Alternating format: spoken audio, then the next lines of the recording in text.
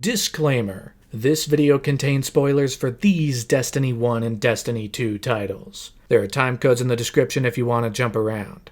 Has everyone accepted their quests? Fantastic. Now, let's head to orbit.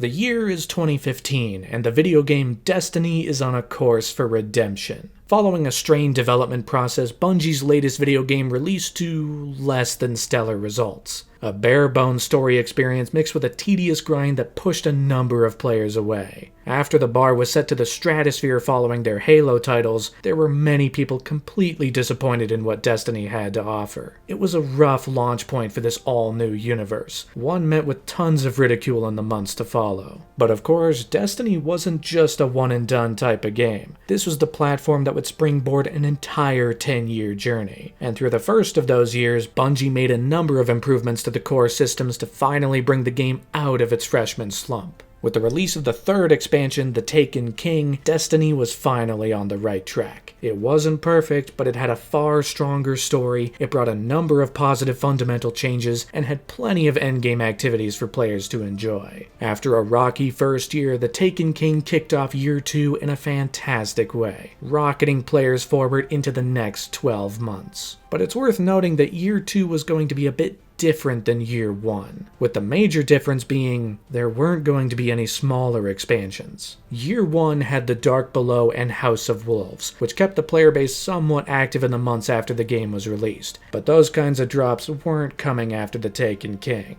Mainly because of how taxing all of that was on the team. I mean, working on these expansions all at the same time and trying to make them good? That could put strain on any team, really. So instead, Bungie had a new game plan for year 2. Instead of creating 2 more expansions, they'd keep the player base alive with slightly smaller, free updates before dropping something big in the fall of 2016. Of course, without those direct sources of income, there had to be a way to make money during that year, which led to perhaps one of the most controversial decisions Bungie's ever made with Destiny. On October 13th, 2015, Tess Eververse returned to the tower. Previously, she had been in charge of selling some cosmetic items for in-game currency, but in August of 2015, just before The Taken King launched, she was removed. Now she was back with a whole new coat of paint. She was now a vendor for the Eververse trading company. You could now talk to Tess and purchase things like emotes with the all-new currency, silver. How do you acquire silver, you may ask? Well, you gotta pay for it.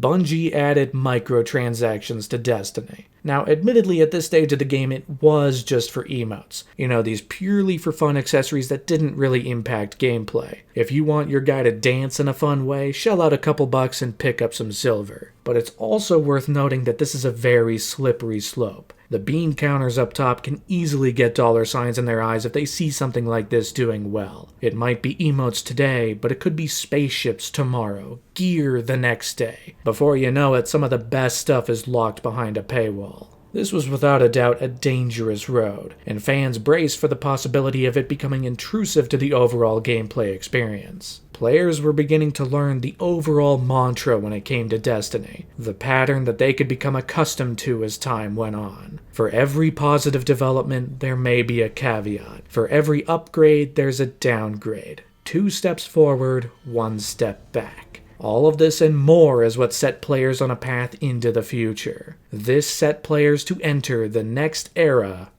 of Destiny.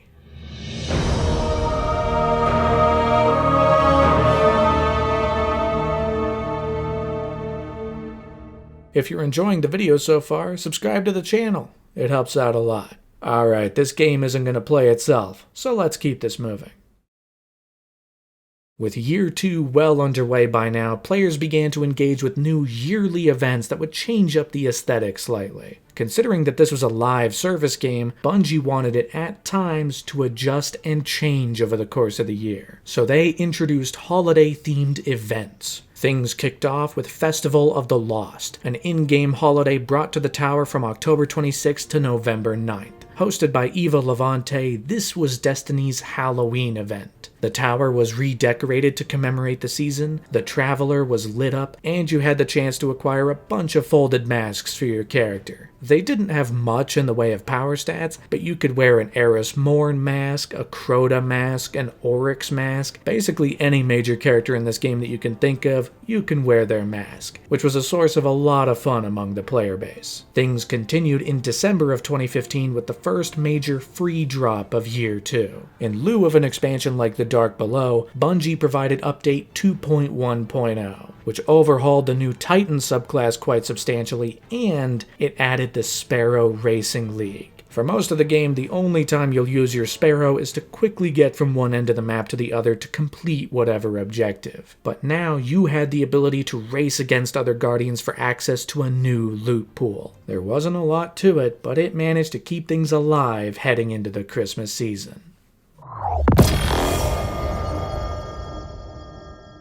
Despite the great start Year 2 of Destiny had, however, as 2016 got underway, players soon began to feel that things were getting pretty stale. After the initial hype behind the Taken King had worn off, and some of these yearly events had come and gone, Destiny entered a rather significant content drought. There wasn't much new to do in the game, and players were beginning to beg for some kind of update on where the game was heading next. The double-edged sword of not having smaller expansions in Year 2 is that players didn't have any kind of roadmap for the future. There was a leaked image a while back revealing some smaller plans for Year 2, but those had long been scrapped or pushed back by now. There was a new yearly event called Crimson Days, which was hosted by Lord Shaxx as a Valentine's-themed event, sending Guardians into 2v2 Crucible matches. So go out there and find that special someone to murder a bunch of people together. Sounds like a Valentine's Day blast. But even with that, the player base was growing a bit more irate at the lack of communication from Bungie regarding where the game was heading next. I mean, hell, the Bungie Weekly Update even rebranded, now being named This Week at Bungie, also known as a TWAB.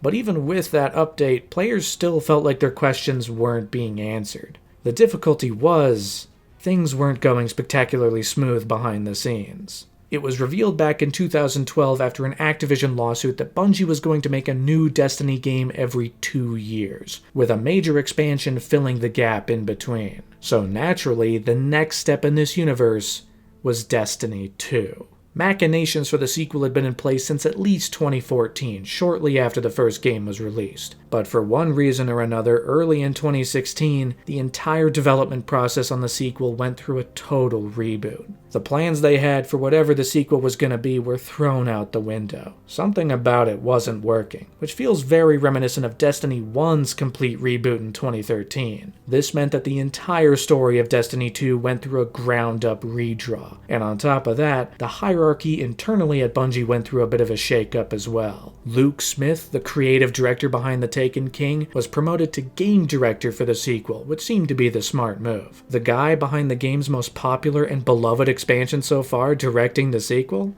Sounds good to me.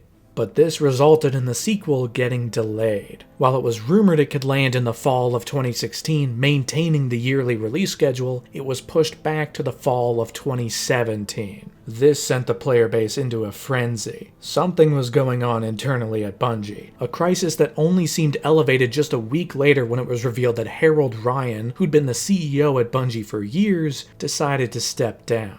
This left Pete Parsons to take over. He had been part of the company on and off since the development of Halo 2, so he had some amount of veteran status within the company. But all of this was getting drip-fed to the player base on the outside with no real official communication from Bungie, so players were naturally getting a little worried. What was going on? But finally, as 2016 continued, Bungie slowly began to reveal their plans officially to help quell people's fears. Destiny 2 was going to release in the fall of 2017, and in the meantime, there would be yet another expansion for Destiny 1 in the fall of 2016. One more chapter to help fill in the gap. And at the same time, Bungie got the player base excited with the next free update to the current live game, which was aptly dubbed the April Update. For everyone that owned the Taken King, this was a large new update for the game that added in a ton of stuff for the active player base. Tons of new gear, a couple new missions, some quests, and a new strike. Hell, there was even some development on the story front, as a lot of this sees us chase down a new character called Malok, the Pride of Oryx. Someone who is trying to take over the Taken King's throne now that Oryx is dead and buried. So it's our job to shut him down and make sure no one can fill the power vacuum Oryx has left behind. At the same time, the light level cap was increased from 320 to 335, so you could upgrade your character just that much more heading into the next phase of Year 2. There was even some new stuff at the Vestian Outpost like an Eververse kiosk and a new level 41 Prison of Elders mode, allowing you to take on the hardest challenge it had to offer. And you could even chase down a new Taken armor set. No matter your class, you could acquire pieces of armor that made you look like you'd been taken. I distinctly remember trying to chase down each piece of armor. I don't actually think I got them all, but I got most of them. I even managed to acquire the new Taken sword, which was pretty cool. Now, these could be found within these sterling treasure chests, which you could acquire in-game through playing Prison of Elders or Crucible, but you could also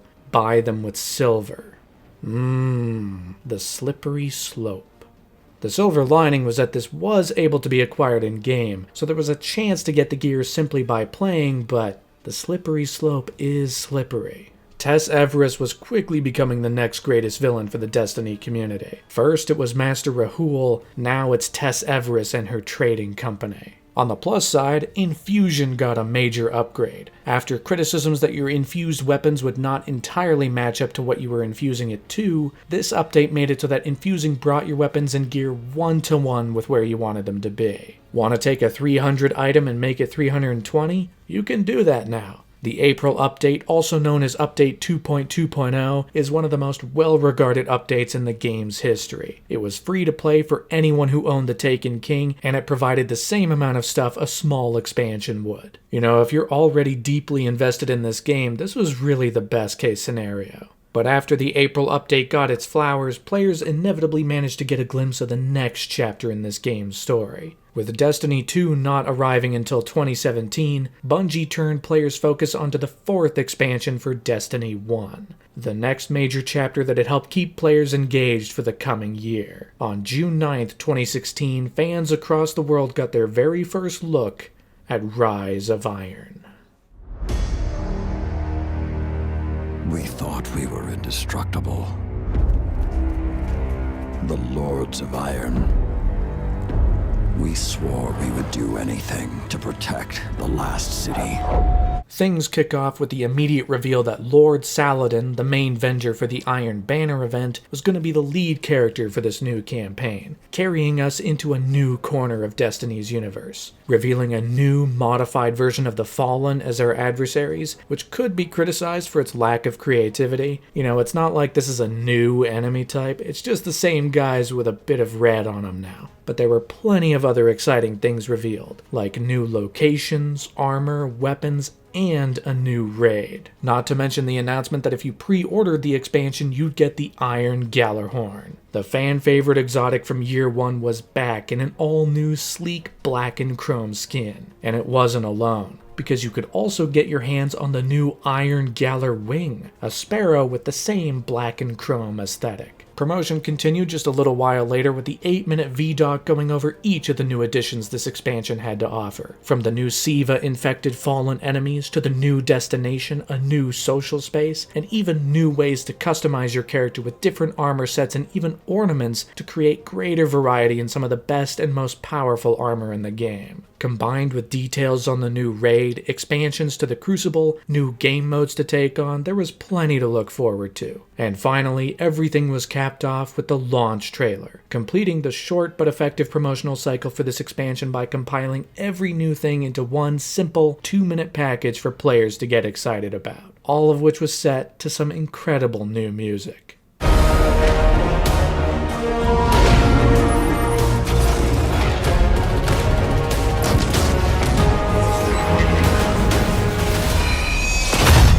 There wasn't a ton to Rise of Iron's promotional cycle, but for those already deep in the sauce, these updates and new features were incredibly exciting. Everything was looking up for the next major chapter in Destiny's history. The only major caveat to all of this, however, was that Rise of Iron would not release on previous generation systems. Everything up to and including the Taken King was released on PS4, Xbox One, PS3, and Xbox 360. But for Rise of Iron, it was only going to be released on the current generation, PS4 and Xbox One only this time, which in some ways was disappointing for players who hadn't picked up the newer consoles, but Bungie revealed that if they kept making new things for the previous gen hardware, they'd likely have to remove just as much from the game at the same time, which would have been no fun for anybody. That, and apparently 90% of the player base was already playing on the current gen hardware, so it's not like they were cutting everything in half. A vast majority of the players would still be able to step foot into this world and see where Destiny went from here. In due time, Rise of Iron finally arrived. After the Taken King kicked off Destiny's Year 2 in spectacular fashion, Rise of Iron was here to kick off Year 3.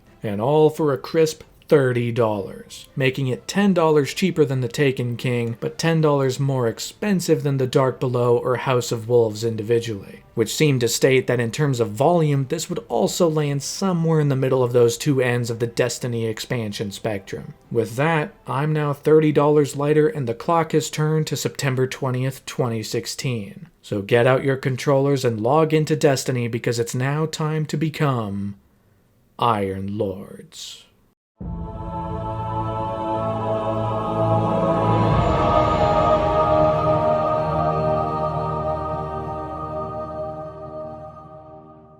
The art direction in this game has always been awesome. I mean, every location, every enemy faction, it all looks really cool and really distinct. No two planets look alike, and there's plenty of great stuff to see. But as great as it's always looked, sometimes you feel like you've been to the same area a few too many times. Sometimes you're like, I want to see something new.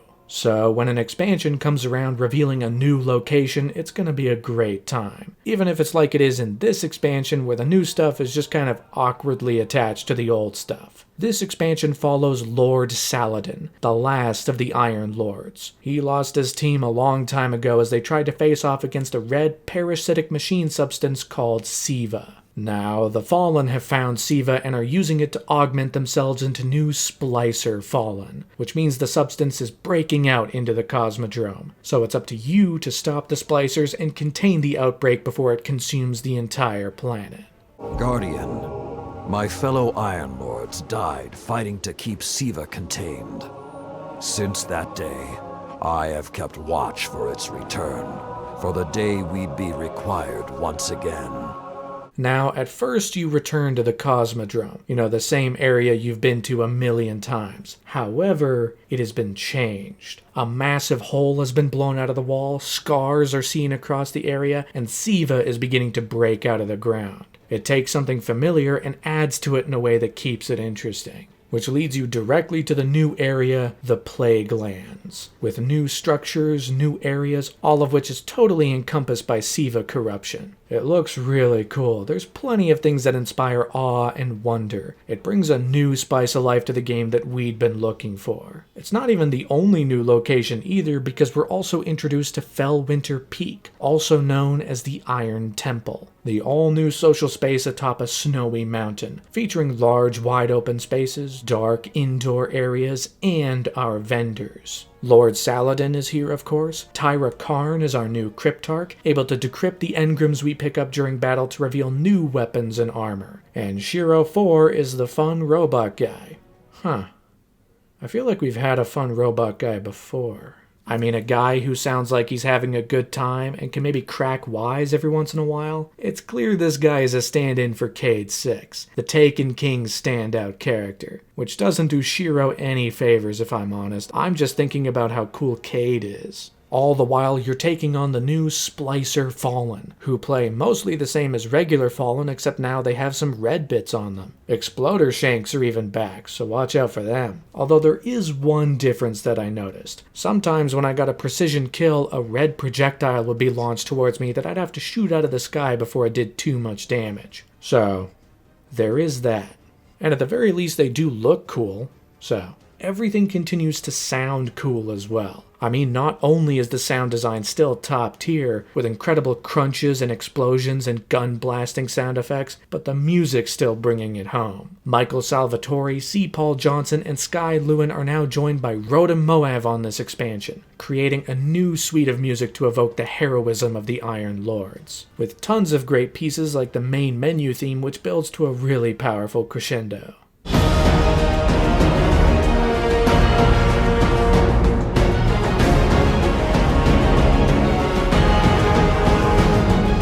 But a big standout to me is Brave the Storm, which calms down a bit more, while still maintaining a bit of that heroism and inspiration implicit in this corner of the universe.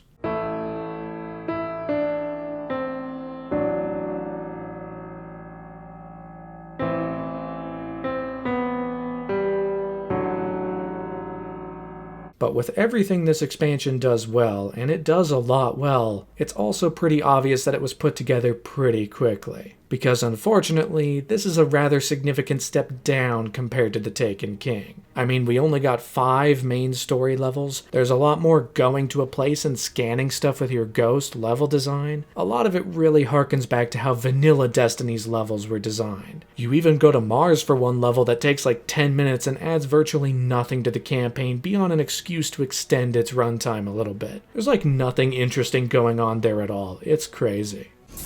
Okay, what do we have here? Who knew finding dangerous Golden Age archives would be so easy? Now, we're still building off of Destiny's incredibly fun gameplay. The shooting feels great, the enemies are fun, you even get access to a Scorch Cannon again. But it's honestly nothing to write home about, and by the end it really starts echoing the base game's campaign in a really uncanny way, because you delve into the depths below the Plague Lands, into this Rasputin-themed architecture, and you're faced with the final boss. 3 identical big enemies.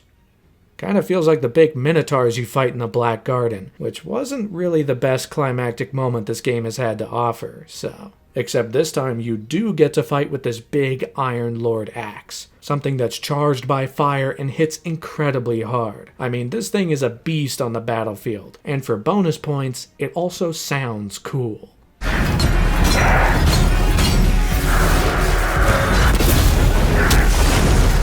So use those things to slice and dice these 3 bad guys, defeating them all in one fell swoop, and now the campaign is over. I mean, it really felt like we were just getting started. We'd just been introduced to the Plague Lands, to this new enemy, and things were expanding in an interesting way, but now we're done. You can beat this in a couple hours, really. It's a decent enough time, but it's not enough time. You know what I mean?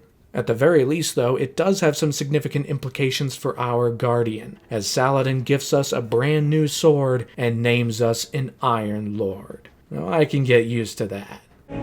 You are the first of a new generation. Take your place as an Iron Lord.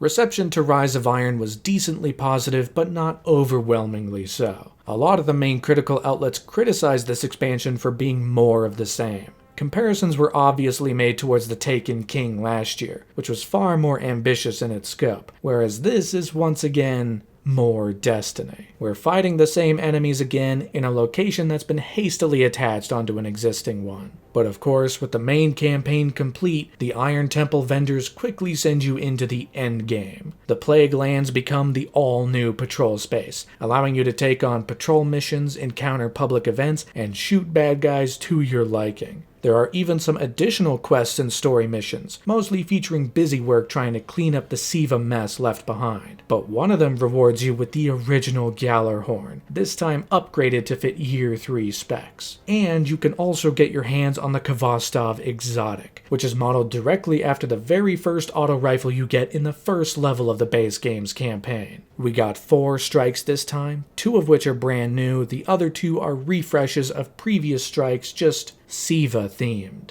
Remember Sepix Prime, the villain from the first strike anyone was able to play during Destiny's Alpha? Well, he's back and he's all red and stuff now. Hope you enjoyed taking him down before, because it's time to do it again. There are 4 new Crucible maps, though one is PlayStation exclusive. Iron Banner came back once again, as it had been doing for the last 2 years. Only this time, since Lord Saladin is busy as this expansion's main quest giver, the event is overseen by Lady Aphrodite.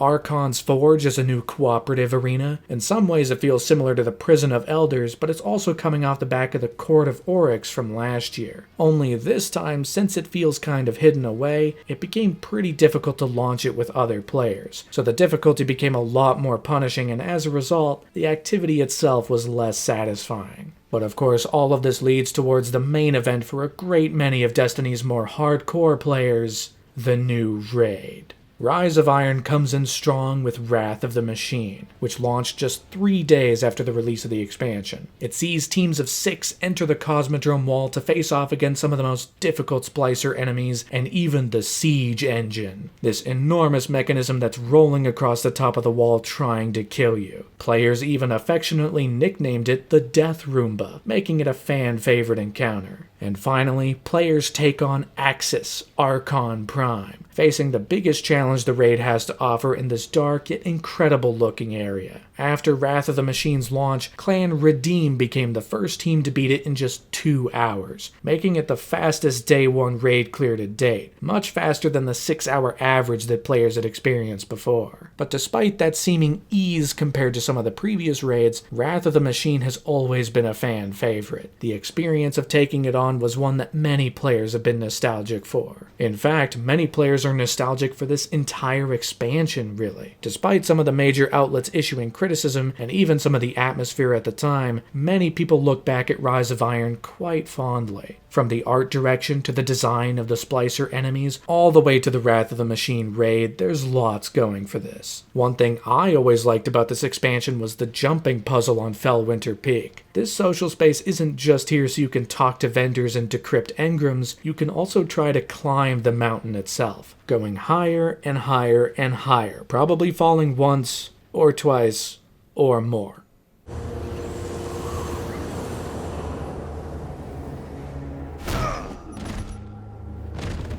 And ultimately, you arrive at the top, getting to see this pristine view of the entire area. It's really quite something. It's an entirely optional task, but you could consistently see people attempting it any day of the week. With all of this additional stuff, the light level cap was up to 385, though you could get to level 400 if you played the raid on hard mode, getting you the absolute cream of the crop in terms of gear. There was quite a bit to do in this expansion. I particularly remember chasing down the Days of Iron armor set, even chasing down ornaments so I could upgrade the armor so it was breathing fire. Now that's cool stuff. So all in all, the player base was heading into the rest of Year 3 optimistic for the future and following along with the last events of Destiny 1. Festival of the Lost returned in October, bringing back fun masks and smaller activities like a full quest line for players to take on. Though this was criticized for locking much of its new stuff behind the Eververse store. It wasn't as much an event as it was a new shopping experience.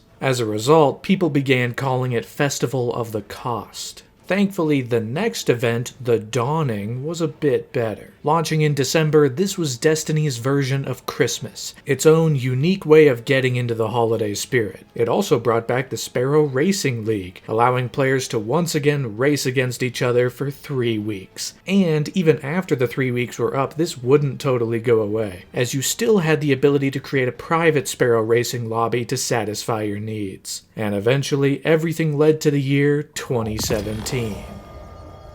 Where the very last major update for Destiny landed on March 28th.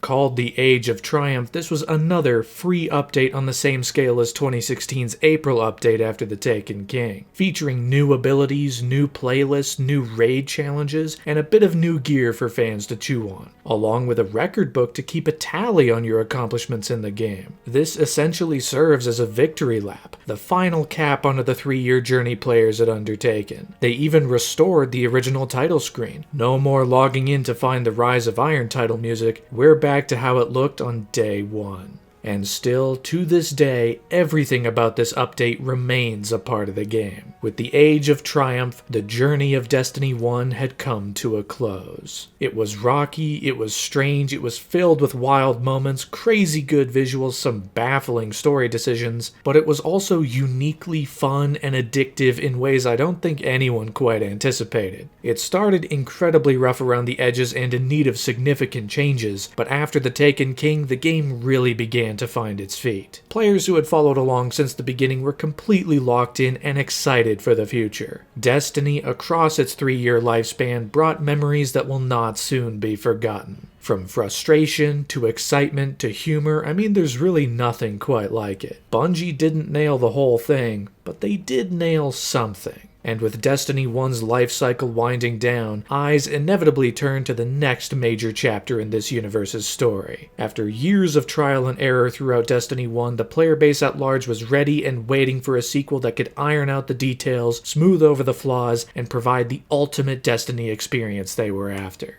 And internally at Bungie, they were after many of the same things. The team at Bungie had a number of goals for the sequel, largely based on the positive and negative reception to every aspect of the first game. There was going to be a lot of focus on a strong, story-driven campaign with characters and ideas to really get invested in. They also wanted to make it more accessible to casual fans. There were going to be new destinations, new weapons, new gear, new activities for players to take part in, with tons of quality of life changes that were afforded by building a new game instead of trying to staple new stuff on top of the old game. Of course, even with all of the new stuff, given the rather truncated development timeline after the reboot, a bunch of stuff from Destiny 1 was gonna carry over. Like all of the enemy factions. The Fallen, the Hive, the Vex, the Cabal, and the Taken were all going to make a comeback. Some of the destinations were carried over from deleted materials for the first game. The European Dead Zone, or EDZ, was going to make an appearance after having been teased before the first game came out. There was going to be a second location on Mars, which was primarily developed for the Taken King and even made it into a Destiny 1 Crucible map, but it was now going to get repainted and repurposed for the map of Io, one of Jupiter's moons. There were even rumors that player character progression was going to carry over to the sequel, but that eventually got stripped down to just your character's appearance being able to carry over. Anything regarding gear or currency or stats was going to remain in Destiny 1. The sequel wasn't going to take any of that on. It was essentially going to be a new journey, just story-wise picking up from where we left off. Bungie was even getting some assistance with the sequel. With demands quite high internally for what this game could be, Activision enlisted some of its other developers, Vicarious Visions and High Moon Studios, to help Bungie fulfill what they were looking for this game. The question really became,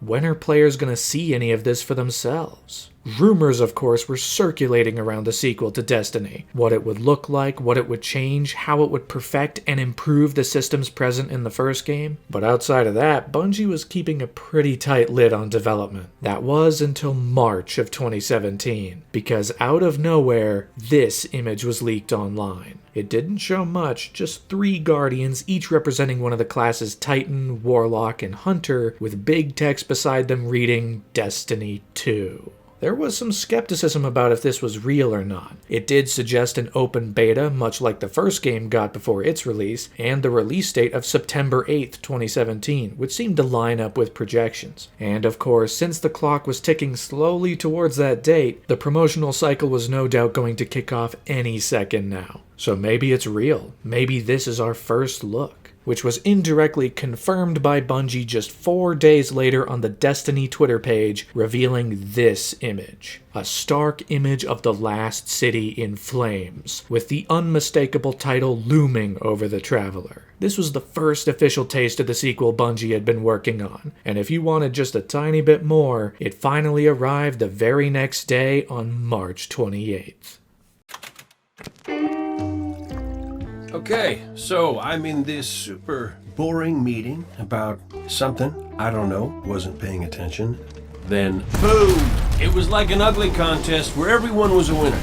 In this teaser, dubbed Last Call, we see Cayde 6, the instant fan favorite character from the Taken King who was back in a starring role here. Bungie obviously recognized how popular he became and decided to put a bit of this game's marketing weight on his shoulders. So here he is, inside this bar, talking about what appears to be a Cabal invasion of the last city. It's definitely leaning harder into the humorous side of this character, juxtaposing him against the seemingly dire circumstances around him, which only continued 2 days later for the full cinematic reveal trailer, which was another pre-rendered scene featuring Commander Zavala and Cayde 6 separately trying to rally the troops against this Cabal invasion, with significantly different tactics to get the job done. I know you look to me in times of peril, but this is not my battle alone. Which means if I don't see you out there, I'll kill you myself.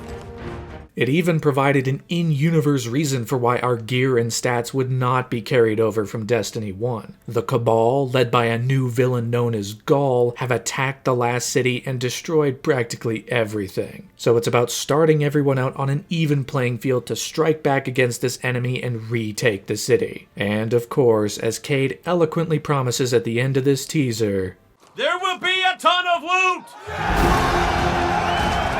Yeah, right? That's what I thought.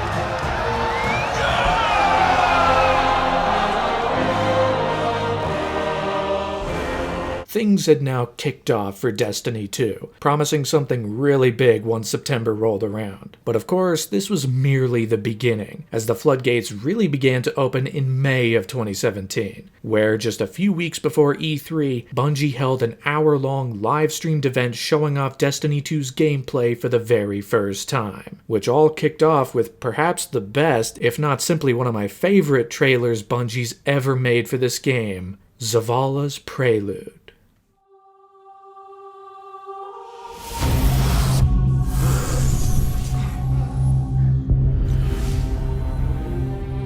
Now, for its entire lifespan so far, Destiny has struggled with its characters. It's struggled to make them well-defined, to give them roles within the story, and they haven't even attempted any character arcs. But this 3-minute pre-rendered cinematic gives some great insight into Zavala's story specifically. How, much like our own Guardian, he was woken up by a ghost one day with no memories of his past and had to learn the ropes on the fly. Before showing his discovery of the last city, some of the other recognizable characters across the game like Ikora Rey, Cayde 6, Lord Shaxx, the Speaker, and even the construction of the city as we know it, on top of seeing Zavala's rise to become the heroic commander we all know. It's a quick vignette, but it tells its story quite effectively, and is genuinely one of the highlights in this entire game's lifespan. Not to mention, the music is fantastic.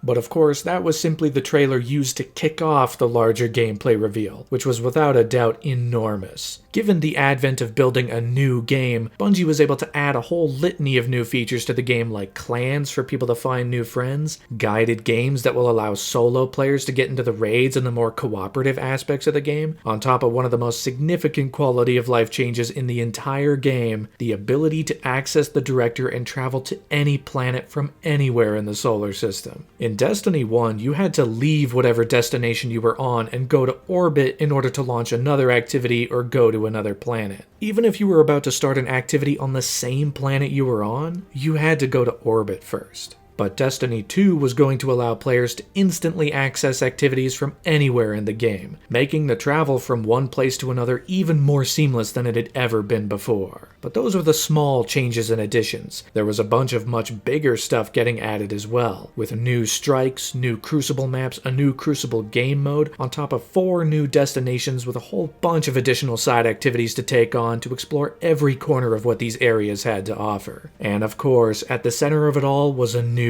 campaign, promised to be the biggest campaign Bungie had ever made for Destiny, with more cinematics than ever before, telling a darker, more rich story. Seeing the characters of the last city lose their access to the light and teasing the quest to bring it back, which was all revealed with the 9-minute gameplay demo which showed off a piece of the game's opening mission, where you watch as the specific faction of the Cabal known as the Red Legion launch their attack on the city. and you must team up with the Vanguard and other characters like Amanda Holiday to try and fight back against the invasion. This whole showcase is incredibly well polished. It's presented amazingly well, with new weapons, new types of weapons, even the reveal of new super abilities and a new class ability, changing up the flow of the fight. But it also revealed that this wasn't a whole hell of a lot different from Destiny 1.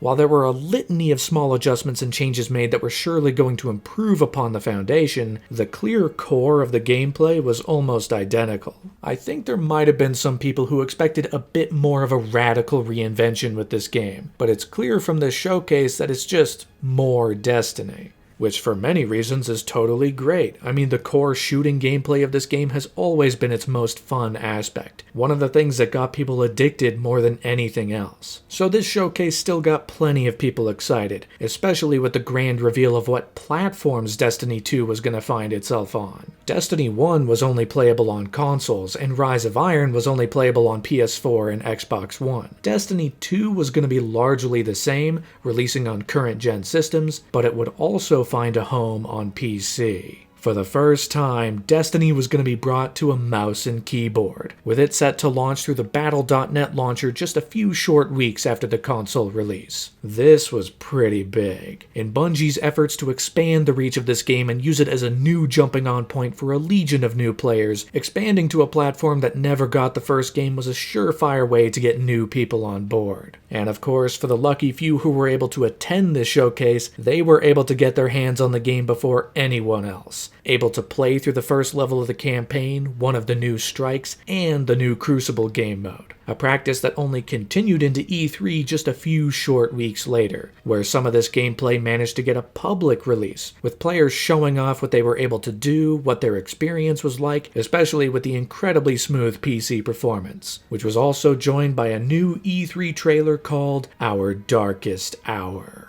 An aptly titled trailer, as it mainly showed off the moment where this new villain Dominus Gaul steals our light and wipes the floor with us without even breaking a sweat.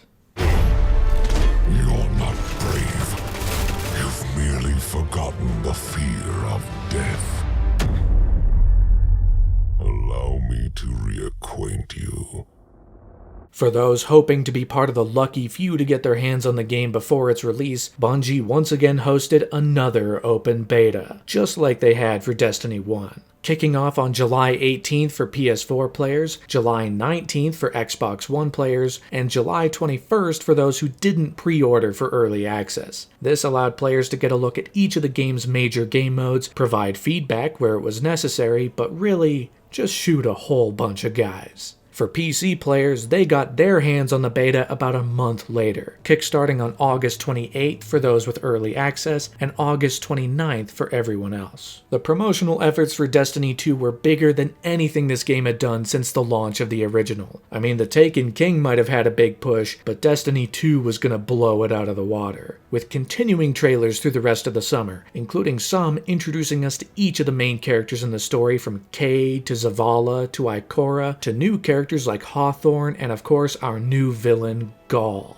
There was yet another live-action trailer, following up on the live-action trailers for Destiny 1 and The Taken King. Set to the Beastie Boys' hit song Sabotage, this trailer once again features the 3 live-action Guardians, this time seeing them use their new supers, class abilities, and weapons to face off against the Red Legion and defend the last city. Which is all sparked by Cade's rallying speech where he goes over everything that has been lost in this darkest hour for the Destiny universe.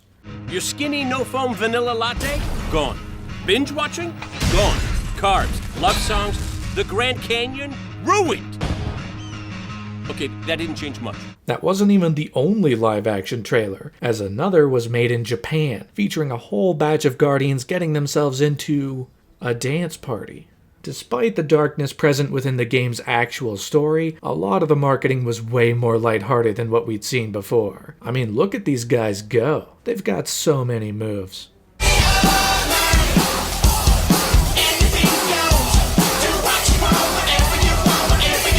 everything was capped off with the launch trailer, providing one of the best insights yet into the story whilst also providing a whole bunch of gameplay moments and ideas that simply just looked cool. I mean, the kinds of things you'll be able to do with the new subclasses, on top of the simple joy of getting headshots, we're in for a good time in that department. Excitement was even at such a high level that the game's release was pushed up 2 whole days. Initially set for release on September 8th, it would eventually be released on September 6th. Now that's big. Not since the release of Destiny 1 had this game gotten this much presence in pop culture. I mean, Bungie and Activision were pushing this extremely hard. Destiny 1 was an enormous new IP that had the reputation of Bungie and Halo behind it, meaning it was going to be an event unlike anything else in the gaming world. But after its disappointing launch, a great many players stopped engaging with it and never even bothered to pick up the expansions, despite their improvements. This, however, was the chance to win back their favor. And hopes were high that this time it was all gonna work out. And of course, once the time came, fans could pick up the game in a few different ways. You could of course pick up the standard PS4 or Xbox One versions of the game, or you could pick up the limited edition, featuring a steelbook case, a special Cabal-themed collector's box, and even the expansion pass. Because much like Destiny 1, the first year of Destiny 2 was going to be punched up by 2 smaller expansions, one in the winter, the other in the spring, and buying this got you guaranteed access to those once they came out. But if you wanted to shell out $250, you could pick up the Collector's Edition, where you'd get everything in the limited edition with a Frontier bag and Frontier kit filled with extra stuff themed for Destiny 2. Excitement was at an all-time high. After 3 rocky years with Destiny, this was the big opportunity for Bungie to prove themselves and fully reclaim the glory days. After years of working behind the scenes, after years of making improvements to how the game would function, it was time for everyone around the world to finally get their hands on the next big chapter in this universe. The clock had turned to September 6th, 2017. The Red Legion is about to attack the last city, so pop in that disc and grab your controller because it's up to us to fight back.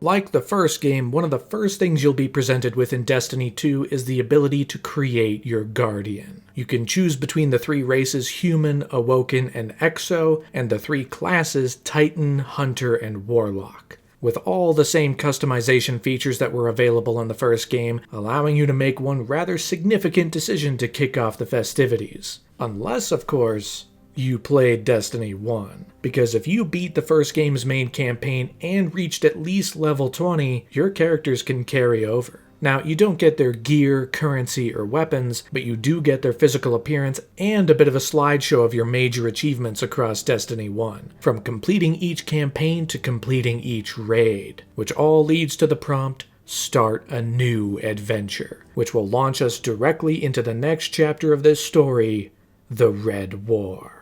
The Red Legion has attacked the last city on Earth. They're an army of Cabal led by the sinister and imposing Dominus Ghaul. He believes that the Traveler chose wrong in giving the light to humanity, and that he is the true being to take on its power. What this gives us is an incredibly polished opening few levels where you rush through some of these instantly recognizable locations from Destiny 1. At this point, players had walked around the tower a million times, seen every corner of what it had to offer, and now you see it again in a totally different context. Battle, rages, explosions, and destruction are seen at every turn. Even the Vanguard, Ikora, Zavala, and Cade are helping out, allowing you to fight alongside them to try and defend the city. Red Legion, you will take no more from us, and you will find no mercy in me!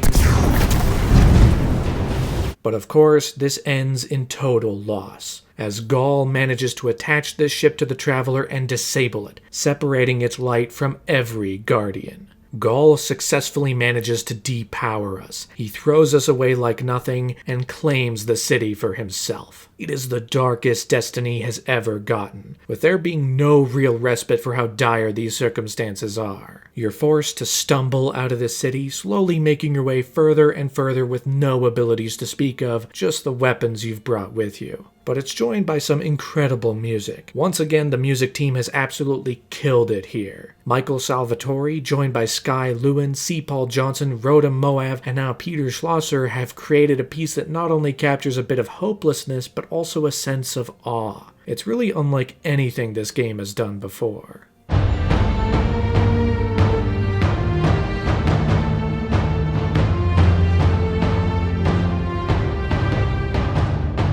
It's also clear that this opening section is meant to blow this universe open a bit, with some cryptic cutscenes leading us towards different events in the story, namely a shard of the Traveler. But there are also hints towards triangles, or maybe they're pyramids? It's hard to tell right now, but the implication seems to be that they are the dreaded darkness that caused the collapse so many years ago. Eventually, however, things start looking up for you, as you meet Hawthorne, someone who is not a Guardian, but has still evacuated the city like everyone else, which gives us the new social space called the Farm. This is where our vendors will live for the time being as we prepare to regroup. From Lord Shax, the Crucible Handler, to Tyra Karn, the Cryptarch from Rise of Iron, and of course Hawthorne, the main quest giver here. And finally, we journey to the Shard of the Traveler from our vision, make contact, and you guessed it, we regain the powers of the light. Do you feel it? The light is back. We're back. Eyes out, Guardian. Now, this does kind of undermine the stakes rather significantly. You know, the whole idea was that our powers were stripped away, and yet we almost immediately get them back, so that's a bit weird. However, this does give us a new subclass. Like the Taken King before it, every class in this game gets a new subclass with new grenades, melee abilities, and a new super. Hunters get the Arc Strider subclass complete with the Arc Staff super, allowing them to create a staff of pure lightning to attack enemies and knock them away without a second thought. Titans get the Sentinel subclass with the Sentinel Shield super, which essentially makes them Captain America. You can bat enemies away, you can throw the shield if you want to, great stuff all around. And finally, Warlocks get the Dawnblade subclass complete with the Daybreak super, which allows you to pull out a flaming sword and strike down on your enemies from above. And I think, while I am most certainly biased, this might be my favorite super in the entire game. Something about igniting that flaming sword and going ham on enemies is just so much fun. I think they knocked it out of the park with this one. It just allows me to throw caution to the wind and go absolutely crazy on the bad guys.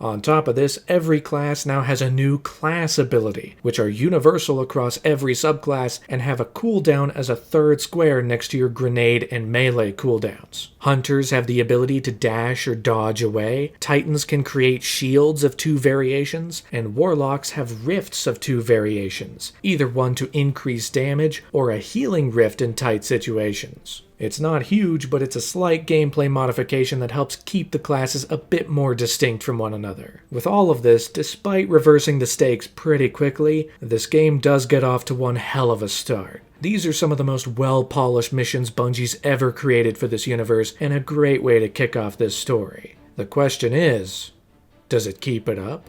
Destiny 1 had a strong opening level, but after that it got really boring. The Taken King had some very strong levels throughout, but even still there was some padding thrown in. So how does Destiny 2 shake up? Does it manage to maintain those highs from the opening couple levels?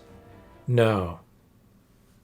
Once the first couple levels are over, this just becomes standard Destiny again. Now, of course there's lots to enjoy with standard Destiny, but it's a little disappointing after such a strong start. The polish of the levels and their design quickly goes away. Everything again becomes about go to a place and shoot some guys. Okay, mission accomplished. Weirdly enough, it's also structurally very similar to the vanilla campaign for Destiny 1, where we journey to the 4 new destinations, unlocking each one as the story progresses, and fighting the different enemy factions as we continue. Of course, there's a bit more motivation on the story front, as we're heading out to reassemble the Vanguard for a strike against Gaul to retake the city. But in terms of design, it's really nothing special. Things start in the European Dead Zone, or the EDZ, which is this very cool looking abandoned city area, complete with all the great art direction and design you can expect from Bungie. It also introduces a new aspect to Destiny 2, which is that each destination has a local vendor. Before, these destinations were barren, populated only by guardians and your enemies. But now you can find friendly NPCs that help propel the quests from time to time. Here we have Devrim K, a sniper hidden in this small church-like structure. Here we'll mainly be fighting off against the Fallen, who are in many ways the same as they were in Destiny 1, just with some cosmetic upgrades. Like the fact that Vandals and Dregs can now crawl around on all fours. That's pretty fun. On top of that, there are 2 new enemy types here with Marauders, these cloaked guys who wield 2 swords, and the Wretch, a guy with the spear cleaver thing. That changes things up a bit. After that, you journey to Titan, an ocean-covered moon of Saturn, which I think might be my favorite new location in this game. I mean, it's all built around these platforms. You've got to jump around to not fall into the ocean. The story levels even bring some flavor with things sliding off into the sea below. Then there's additional structures where you can go deep into Titan to unveil these places still intact from the Golden Age, which brings a whole new design flavor to the proceedings. Here we have the vendor Deputy Commander Sloan, and of course we also reunite with Commander Zavala, who upon learning the fact that we've regained our light is all the more inspired to launch a counterattack on the Red Legion. If the light can find its way back to you, then perhaps there is hope for us all. Of course, here we are mostly facing off against the Hive, who are also practically identical to how they played in the first game, just with some cosmetic differences like the fact that knights have capes now.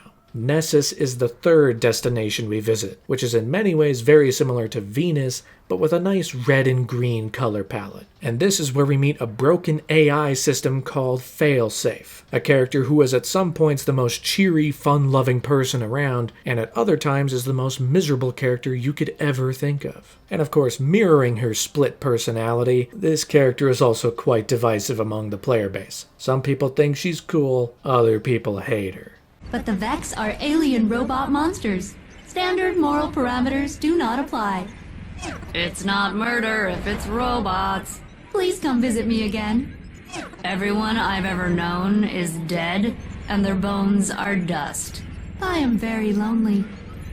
As mentioned by Failsafe, this area is where we'll encounter the Vex, the teleporting, time-traveling robots. They're also mostly the same as they were in Destiny 1, except for the fact that Minotaurs have weak spots in their stomach now. Finally, a big quality of life upgrade that we needed after Destiny 1. Love that for us. Now, the reason we're here at all is because we have to rescue Cade, who's found himself trapped in a teleporter loop, so it's up to us, while we're here, to get him out. Now, of course, Cade became an instant fan favorite during the Taken King expansion, but I think in some ways they get Cade a little wrong here. Or at least they misunderstood the appeal. Because while Cade was certainly funny and had his laughs in the Taken King, he was still subdued and a little cool about it. Here they dialed the humor up to 11, which in some ways creates some funny moments, but in other ways feels like they're just giving him somewhat random things to say in hopes that the pure juxtaposition will get some laughs. What, may we ask, were you going to do with a Vex teleporter? Get up close and personal with Go, put a bullet in his head, then maybe eat a sandwich. This even starts to hang a lantern on the fact that our Guardian hasn't talked at all since Vanilla Destiny 1, which in some ways is a little irritating, but in other ways shows Bungie's ability to be cheeky about certain things players might otherwise be critical of. Killing the power source at the origin point should break the loop and get me out of the portal system. Have you got that? Say you've got it. Say something! Fine, I'll say it. We got it, Cade. You can see our Guardian almost say something before our Ghost interjects. It's a very quick blink and you miss it moment, and it might even increase frustrations with our silent protagonist, but A lot of this does begin to highlight a rather significant difference in approach between Destiny 1 and 2, though. It's clear that at this point, new writers have taken over the reins, with the last of the original vision for Destiny having either been fully utilized or completely abandoned. But the tone of Destiny 2 is quite a bit different. Destiny 1 was mysterious, a little bit dark, with some hope around the edges for those who knew to see it. Traversing these abandoned areas provided a sense of sadness and melancholy, which gave a really unique vibe to the entire game. But that's mostly lost in Destiny 2. Despite this being the darkest the story's ever gotten, with us losing our city and our light, this is also the most upbeat story Bungie has told in this game, with more jokes than you can shake a stick at. Comparisons very quickly formed with the Marvel Cinematic Universe, where despite having supposedly high stakes, the major characters were going through it cracking jokes all the time, some of which didn't quite land. Many players probably had a hard time defining the exact difference in mood from Destiny 1, but there was no shortage of people believing that it was a detriment to the overall feel. Destiny 1 was far from perfect, but players loved the mood. Now, despite some improvements on the story level, that original mood has been lost. This is great. Anyone want a hug? Hugs? No? No hugs. Eventually, we visit the fourth destination in this campaign, Io, a moon of Jupiter. This is where we reunite with Ikora Rey and the new local vendor, Asher Mir. But I think Io is probably the least interesting destination in this game. Despite it being a new place, it feels like a location I've been to before without a ton memorable to keep it really interesting. Which is confirmed when you realize this was originally meant to be a second map on Mars in the first game for the Taken King expansion. But I don't think it's just the area itself that carried over. I think the levels we got here were also carried over from the Taken King, because this is where we're reintroduced to the Taken, with the same kind of design influences and the same exact look for each of these bad guys, with a cinematic introduction that feels very reminiscent of the Taken's introduction in that expansion. The Taken have no real reason to exist in this story. They're here because they've been in Destiny before, so their inclusion kind of sticks out in a weird way. On top of the fact that none of their gameplay is different from Destiny 1, this whole thing feels like it was just lifted and repainted to fill time for Destiny 2. Now, of course, while most of the other enemy factions are the same as what we had before, the Cabal here do get some rather significant upgrades. Since they are the main enemy faction you face across nearly every destination, they get the most play. One of the big things is that they all now have weak spots on their back. It's not just headshots that deal critical damage, flanking is a viable strategy as well. Then there are gameplay differences, like legionaries occasionally bringing out these big swords to charge at you. They'll even fire it at you like it's a rocket grenade type of thing. Meanwhile, the Phalanx shield has been completely redesigned. In the first game, they just had this big wall of invincible metal that you had to shoot around. This time, they have these expandable shields with convenient weak spots in the center so you can collapse them and then take them down. We also have a couple new enemy types like Incendiors, these soldiers who wield flamethrowers. The best bet for them is to shoot their backpack, then they'll explode. War Beasts are these tiger-like creatures that'll charge at you and try to cut you to pieces. Same goes for the Gladiators, these soldiers with big, heavy blades that look incredibly imposing. And towards the end, you'll find yourself face-to-face with Scorpius turrets, which can cut you to bits if you're not careful. On top of all of this, every enemy type here is still fun to shoot at, because the gunplay, like the first game, is a cut above anything else that's out there. Lots of the weapon types from the first game come back, like auto rifles, scout rifles, pulse rifles, hand cannons, sidearms, sniper rifles, shotguns, fusion rifles, rocket launchers, swords, but there are also a couple new additions to the sandbox. You've got the linear fusion rifle, which acts similarly to the regular fusion rifle, just a bit more refined and direct. You've got the submachine gun, which can cut down enemies like nobody's business. The grenade launcher is a new heavy weapon that can dice things up if you play your cards right. And then you have the trace rifle, which shoots this big beam of energy at enemies. There was only one in here at this point though, known as Cold Heart, and it was available if you pre-ordered before release.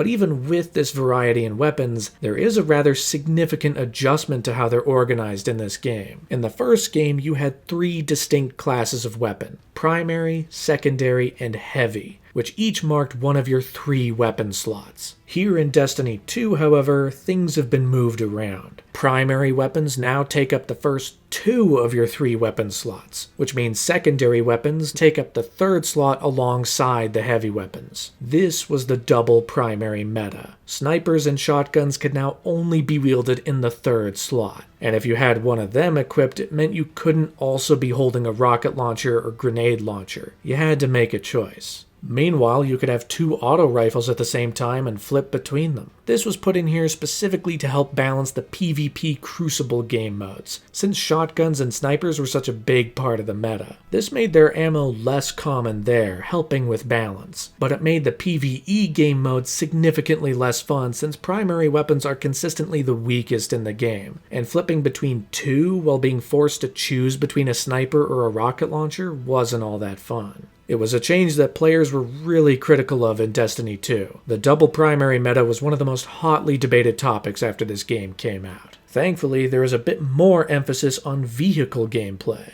Vehicles have been one of Bungie's staples since the Halo franchise, but they weren't all that big of a deal in Destiny 1. Here, you get access to a Cabal Interceptor at one point, and in a true show of power, you get access to a Drake tank, allowing you to fire big blasts, fire missiles, the whole 9 yards to dominate the battlefield. But as is to be expected with Destiny, it will take 2 steps forward and 1 step back. Because while the campaign briefly gives you access to some of these other vehicles, your main method of transportation from Destiny 1, your Sparrow, is unavailable to you during this campaign. The go-to way to traverse these locations is unavailable until you've beaten the main story, which of course helps pad the runtime since now you have to run to each objective during the story. Hell, the game even made it so that you have to actually travel to a flag out on the map to even start a new campaign mission. You can't just kick that off in the director. So there are positives and some negatives. At the very least, Destiny 2 is way more interested in telling a complete story. There's way more going on here than there was in vanilla Destiny 1. While the middle section of the campaign features fairly basic level design, there is still a lot more push narratively to get you from one place to another. You have to regroup your forces, assemble the vanguard, and retake the city. Meanwhile, we discover that there's a giant ship called the Almighty which is pointed at our sun. It's essentially the Death Star. Once the Red Legion have what they want, they'll blow up the sun and destroy the solar system in one fell swoop. So we know the stakes, we know what's happening, we feel the danger a little bit more, and the game also takes a bit of time to explore our new villain, Gaul. Every once in a while, we get to see these Gaul cutscenes, cutting back to the last city to see how things are going for our villains. Not only getting updates on this cage that is being built around the Traveler, but seeing Gaul commune with the Speaker, who is back in a major capacity for the first time since vanilla Destiny 1, once again voiced by Bill Nighy.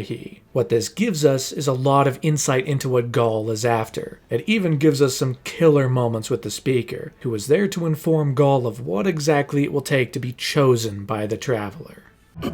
Devotion, self-sacrifice, death. Death.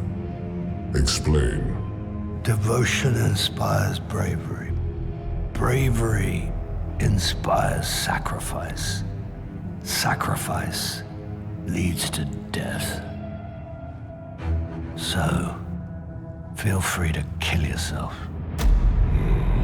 But I also think, weirdly enough, these scenes take away some of the teeth Gaul had as a villain. Because after this entire plan to take the city, create a cage around the Traveler to steal its light, Gaul reveals that he doesn't actually want to steal it. Instead, he wants it to choose him. The Consul, Gaul's right-hand man, is all in on stealing the light. That's what they're there for. But Gaul wants to know everything he can from the Speaker and get the light the right way? It's not like this is presented as an arc. We're instead just given this information in pieces as these cutscenes unfold. But it kind of leaves me more confused than I was before. I totally got the idea of stealing the light, of taking it for yourself. Like I was on board with what the villains were doing, or at least what I thought they were doing. Yet now they're adding more to Gaul's character by creating this slightly more nuanced or at least more complex motivation for him, but it doesn't feel truly thought out. Like, this idea of Gaul not wanting to steal the light creates conflict with the console, but why wasn't the console aware that that was the idea before this? Did Gaul just never tell anyone that he actually wanted to be chosen? Did he never say any of this before he talked to the speaker? Or did what the speaker say really get to Gaul and now he's convinced that he's got to be chosen by the Traveler? He can't just steal its power.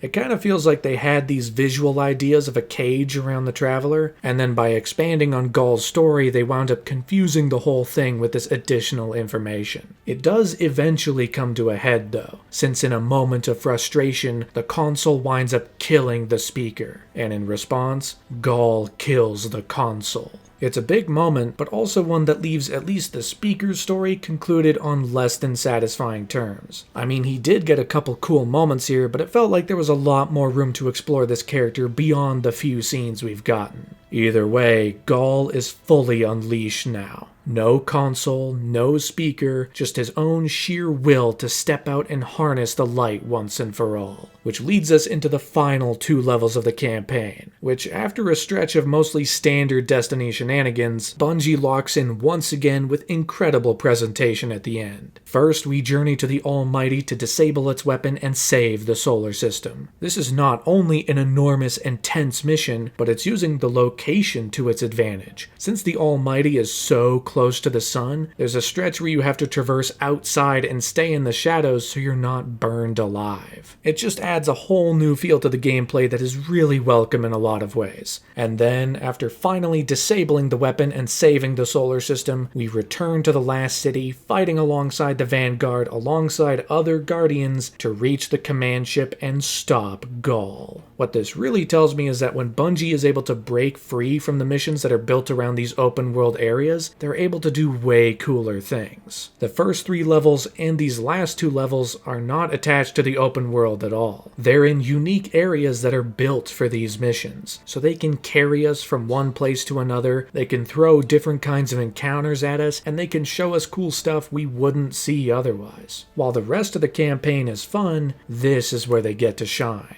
And it leads to a one-on-one battle with Gaul, who's beginning to really take on the powers of the light, as you can even see him beginning to harness the powers of solar, void, and arc energy as you face him down. But you've had the light a lot longer than he has. You have the ability to jump into these wells and charge up your super in an instant to blast him down. And it's thanks to those efforts that you defeat Gaul. Hoo boy, the big bad of the campaign has been taken down. Well done, Guardian.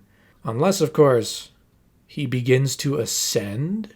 In this final cutscene, we watch as Gaul becomes this glowing cloud of light towering above the city. He's like a melting Stay Puft Marshmallow Man. But does this mean he's harnessed the power of the light? After his entire quest through this campaign, has he succeeded? Well, the Traveler has something to say about that. For 3 years, this big white ball has done nothing but sit there and look pretty above the last city. I mean, maybe it glistens a bit sometimes, but really it hasn't done anything in the entire time we've known it in-game. Now, however, the Traveler finally decides to get off its ass and make something happen. Presumably due to our efforts, it begins to break the cage that had been built around it, with light slowly erupting from below, striking at Gaul until...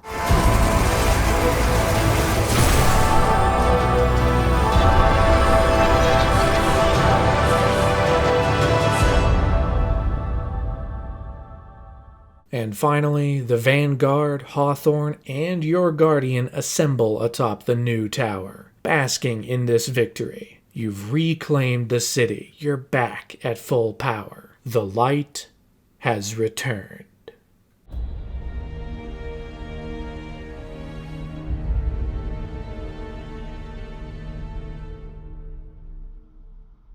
That, of course, brings the main story of Destiny 2 to a close. We have now unlocked access to the all-new Tower social space, with all of our vendors spread out in various places. Commander Zavala, Ikora Ray, and Cade 6 each have their own specific locations now, not just bunched up around the Vanguard war table. But on top of that, we have returning vendors like Amanda Holiday, the Shipwright, Banshee 44, the Weaponsmith, Master Rahul, the Cryptarch, Lord Shax, the Crucible Handler, and of course Hawthorne is here as the new vendor, overseeing the new clan mechanic in the game. Xur is even back in the game now. He of course sold exotic items on weekends in Destiny 1, appearing in random places around the tower. Now he's up to pretty much the same thing, except you can find him even outside the tower. So keep your eyes peeled on any Where is Xur websites because he might not be where you initially suspect. One neat change to the vendors this time is that instead of getting put into the specific window whenever you talk to them, you now get to see their surroundings. We don't really leave whatever area we're in to talk to these characters. It's a nice visual upgrade compared to Destiny 1.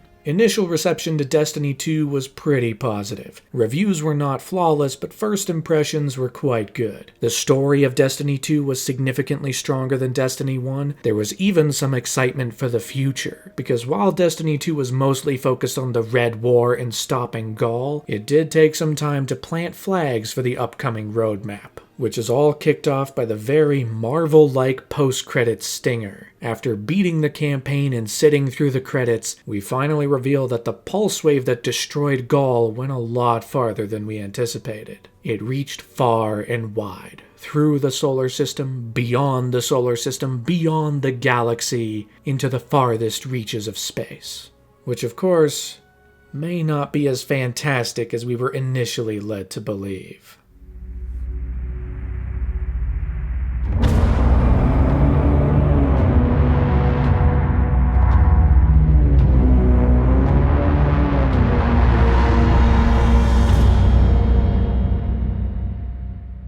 The game has been hinting at triangles or pyramids throughout its story, and now we see these enormous pyramid ships activated by the Traveler's Awakening, and they're on their way. This even ties back to some more early Destiny concept art, as images of these ships were revealed all the way back during Bungie's GDC conference in March of 2013. 4 years later, and they're now getting some action in-game. Now, as many of the early reviews were quick to note, the campaign is of course only the beginning of the Destiny 2 experience. Like the previous game, once the story is done, players are sent off into the endgame, the thing that's really going to carry them along for the next couple months. Of course, the leveling system is very similar to Destiny 1. On one hand, you have your basic experience levels, which max out at 20, which is something you can achieve pretty much just by completing the main campaign. Like, it's not hard to get there. The more consequential number is your power level, which was formerly known as your light level in the first game, but it functions the same. Completing the main story will get you close to 200 power, but the actual cap is all the way at 300, and it takes completing the endgame material to even have a chance of getting that far. Now, each destination is greatly expanded from what was there in Destiny 1. You not only have the same patrols you could do before, small tasks you could complete as busy work, but now there are adventures, small quests which are another cut above, and there are lost sectors that you can explore to uncover loot beneath the surface, all of which is overseen by the local vendor. Strikes are back, seeing you engage in more complicated battles against some of the harder enemies to face, with 6 strikes added to the game to test your mettle and gear you up. Lore was now integrated into the game itself this time. Destiny 1 was infamous for its grimoire cards that took you out of the game, but this time Bungie made an effort to put the lore into the game itself. So now, exotic items are fitted with a lore tab, allowing you to dive into the deeper stories within the game itself. Gone was the grimoire, which itself came with a caveat, because that now meant Bungie.net no longer held any of the grimoire cards from Destiny 1. So if you still wanted to read what was in there, you now had to go seek out third-party websites that had archived all of that information. If for nothing else, the new lore going forward was actually going to be in the game, even if it took a bit of digging to get to it. Then of course you had the Crucible, which was rebuilt for Destiny 2. It's now 4v4 across the board. board, across the 5 game modes that you can take part in on a whole litany of maps. This was also joined by a new game mode called Trials of the Nine, which was a spiritual successor to the fan-favorite mode Trials of Osiris from Destiny 1.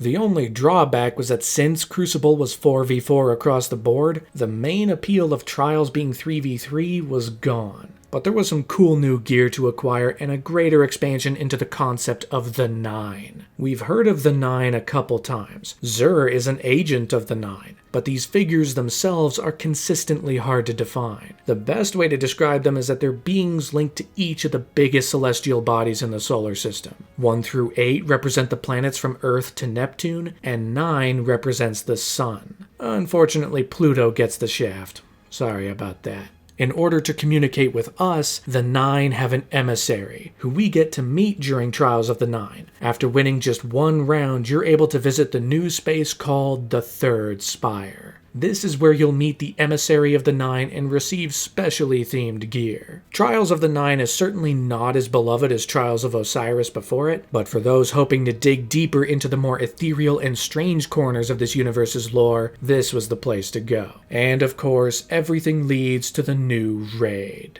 Like almost all of Destiny 1's campaigns before it, Destiny 2 featured an all-new raid. This time, players could tackle the Leviathan. After completing a largely Cabal-themed campaign, this continues the Space Rhino aesthetic by exploring more of how they work. You've been invited onto this enormous ship called the Leviathan, which belongs to the Cabal Emperor Callus. Or at least he's the former emperor, since he got banished by the larger empire some time ago and is forced to live in exile aboard this ship. It's a nice place to live, though. I mean, it's so ornate, with tons of gold and royal jewels everywhere. It's stereotypical rich guy stuff, but it definitely provides a completely new look to this game that we haven't seen before. The whole raid itself was quite unique as far as Destiny raids go, because while it does feature 4 all-new encounters, the order of them can change. The final encounter always happens last, but on a weekly reset calendar, the 3 encounters before that actually change order, meaning every time you take on this challenge, you'll be facing off against these things in slightly different ways, which makes it a bit more exciting. And ultimately, you find yourself facing off against Callus himself, the big bad emperor of the Cabal.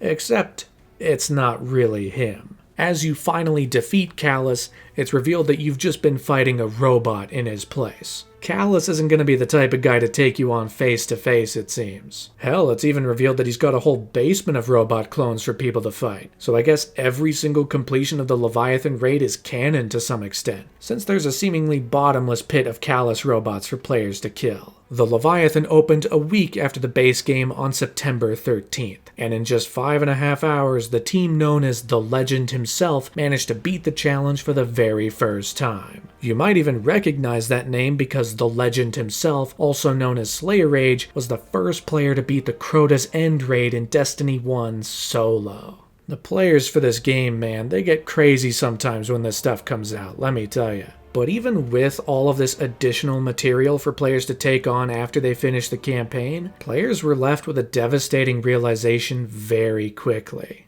Destiny 2's endgame felt really empty.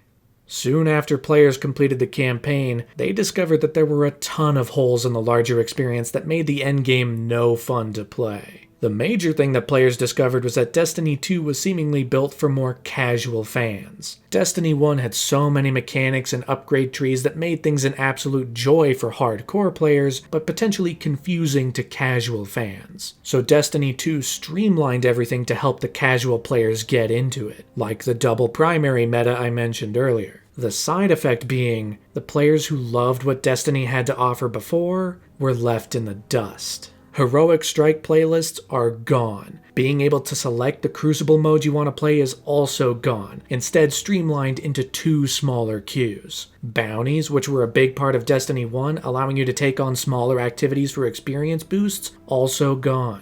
In Destiny 1, whenever you got a weapon drop, there was a solid chance you'd get a weapon you already had, which might seem redundant until you realize that the attributes on said weapon could be different. So even two of the same gun could have different perks attached that made it play slightly differently. There was merit to having multiple of the same weapon, and a ton of reason to keep grinding to find the perfect roll. But these random rolls were completely removed from Destiny 2. If you got the same weapon multiple times, it was just the same. All of the perks were identical every time, which made getting repeats incredibly unsatisfying. Build crafting also took a significant hit. Not only was the customization and upgrade trees within armor slashed considerably, but the subclasses took a big hit. Gone was the upgrade tree from Destiny 1 that allowed for tons of customization. Now you had the choice between two specific branches and no way to change things within. You can use this grenade or that grenade, essentially. That was it.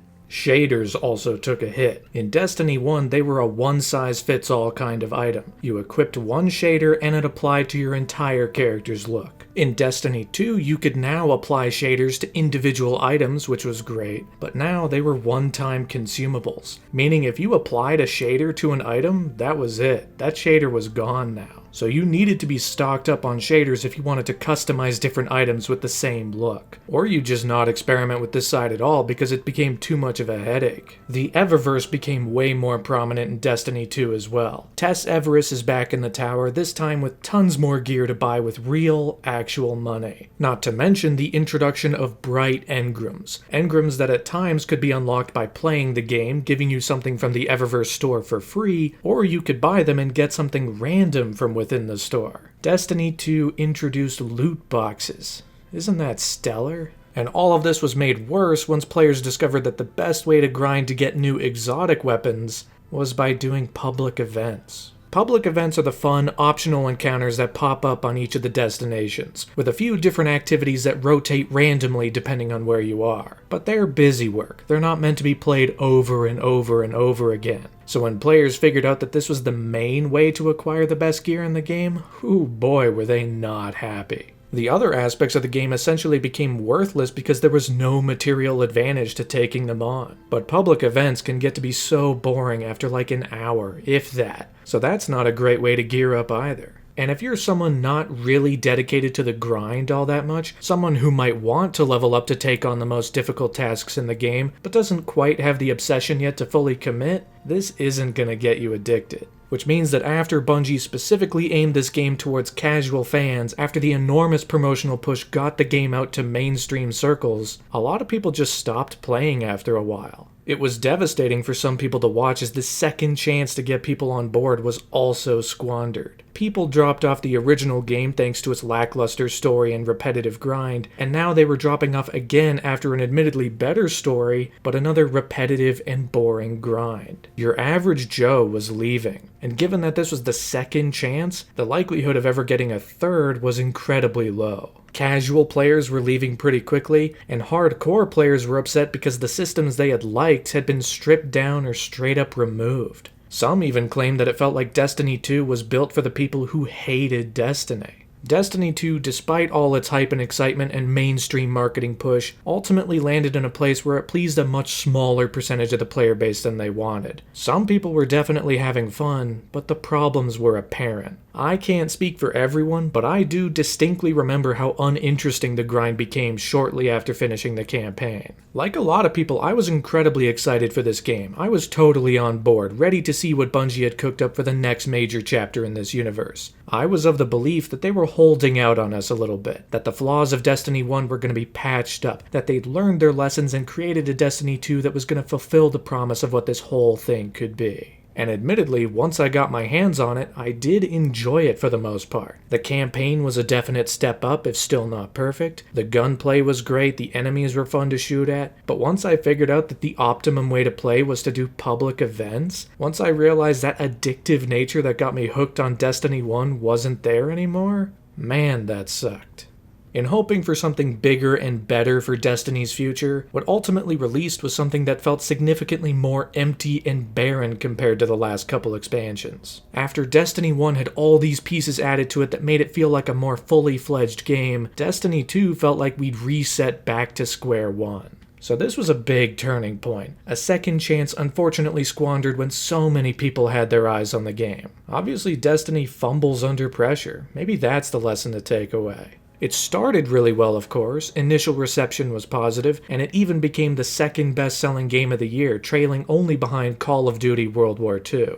Not to mention, it eventually launched on PC on October 24th, introducing a whole new group of players to the story of the Guardians. It even became the biggest PC game for Activision for the entire year, so it's got that going for it. But soon after launch, as the reality of the endgame became more apparent, criticisms flew fast and loud around every corner. So many players fell off the game shortly after its release. There was a rather significant player exodus after launch, as player numbers dwindled rather dramatically in the following weeks. And as the player numbers dipped, recurring revenue followed suit, eventually running below Activision's expectations. The bar was set incredibly high for sure, but after a promising start, it seemed things weren't quite going exactly as Activision wanted. Destiny 2, for all its luster, managed to be quite disappointing for a great number of people. But even with the numerous issues Destiny 2 had after its launch, the dedicated player base was still hopeful and optimistic for its future, because like the first game before it, this would also feature a number of expansions, the first of which was fast approaching. Those who were still all in on what Destiny 2 had to offer were now ready and waiting for the next chapter, all under the name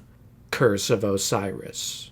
Promotion began at the end of October 2017, just shy of 2 months after Destiny 2's initial launch. Bungie was quickly ready to pull the curtain back and reveal this expansion with the first trailer. There isn't a ton to this initial trailer, but it reveals the basic conceit. This expansion will focus on the Vex. It'll be the first Vex-centered expansion the game has ever seen, and you'll be led by Ikora Rey to find a legend in this universe's past, Osiris. Someone who's been mentioned many times. He's even got a game mode named after him. Now he's on Mercury, and it's your job to join him to fend off against the forces of evil and prevent a dark future from destroying everything. Big battles ensue, new places to see, new characters to meet. Looks like we're gearing up for the next leg of this journey.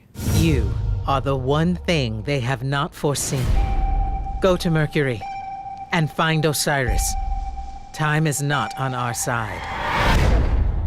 From there, fans were able to catch a glimpse at the expansion's opening cutscene introducing Osiris and his trusty ghost Sagira as they fight off against the Vex. And finally, everything was capped off by the launch trailer, showing off each of the new features the expansion was going to offer, from a new story to new strikes to new Crucible maps to a raid lair?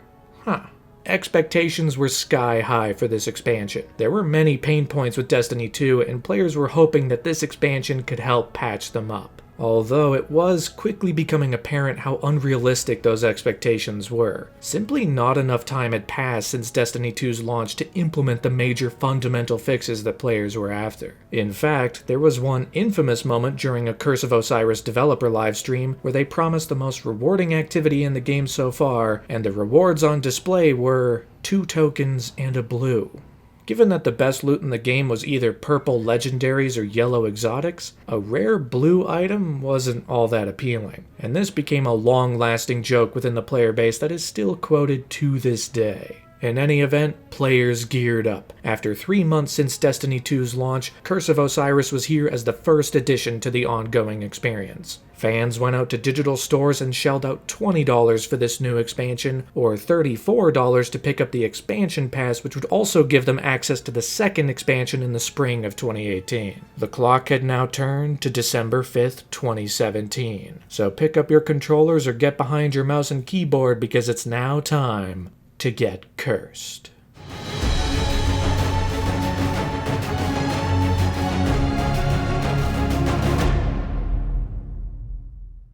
Osiris, one of the most revered warlocks in the history of this universe, is in trouble. He's currently trapped in a place called the Infinite Forest, and it's up to us to head out to Mercury to launch a rescue mission. At the very least, we do have help, because Osiris's ghost Sagira has joined us in a surprising way, because she has actually taken over our ghost for most of this campaign. Our ghost now has these cool holograms indicating that Sagira has taken over and that she's our main companion going into this story, which is an interesting twist.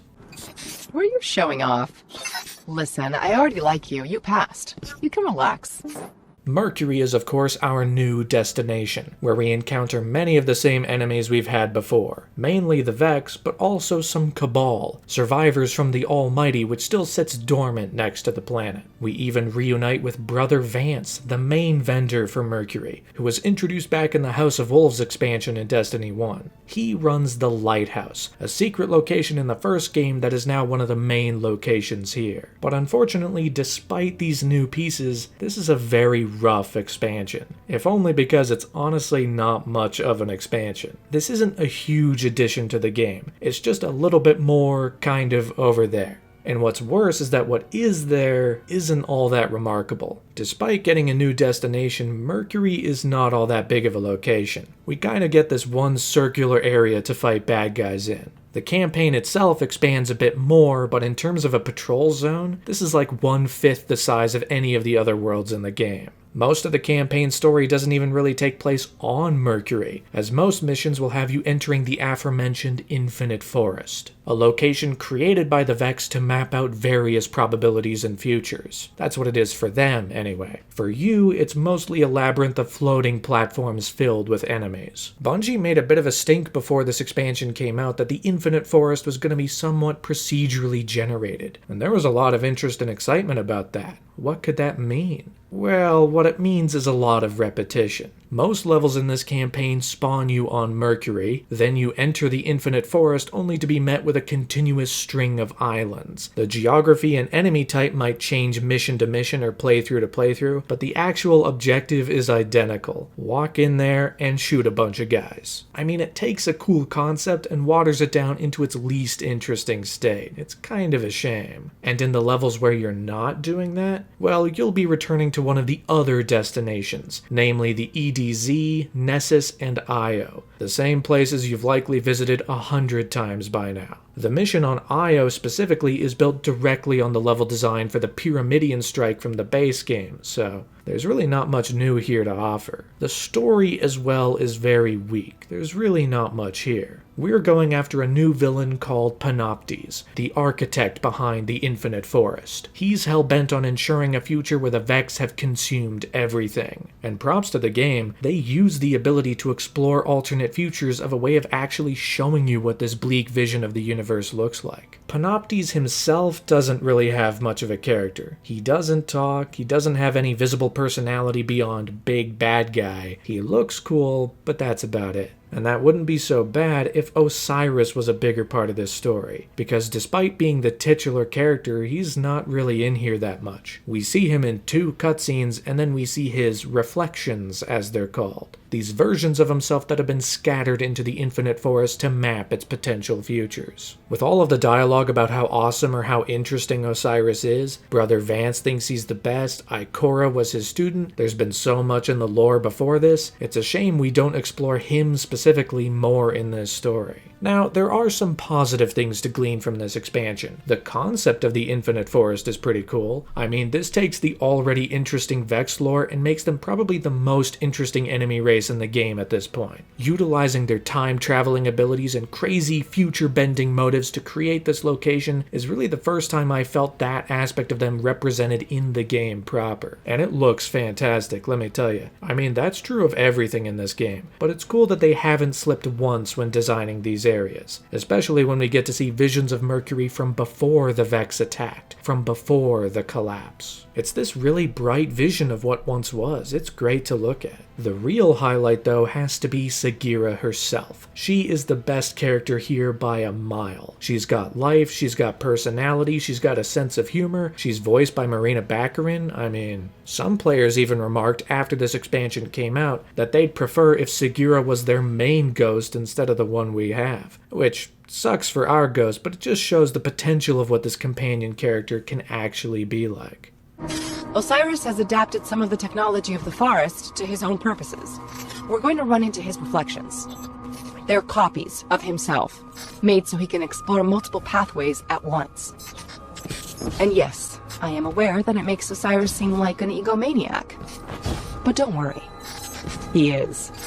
Ultimately, everything leads to the final of the 8 campaign levels here, where we come face to face with Panoptes to take him down. And with the help of Osiris and his reflections, we're able to pump the brakes on Panoptes' plan for universal domination and defeat him once and for all. As a result, we manage to free Osiris, Sagira is able to return to him as well, and both of them, of their own volition, step back into the Infinite Forest to keep exploring its possibilities. So we've ensured victory, we've reunited old friends, we've defeated the bad guys, and that's the whole story. Bye.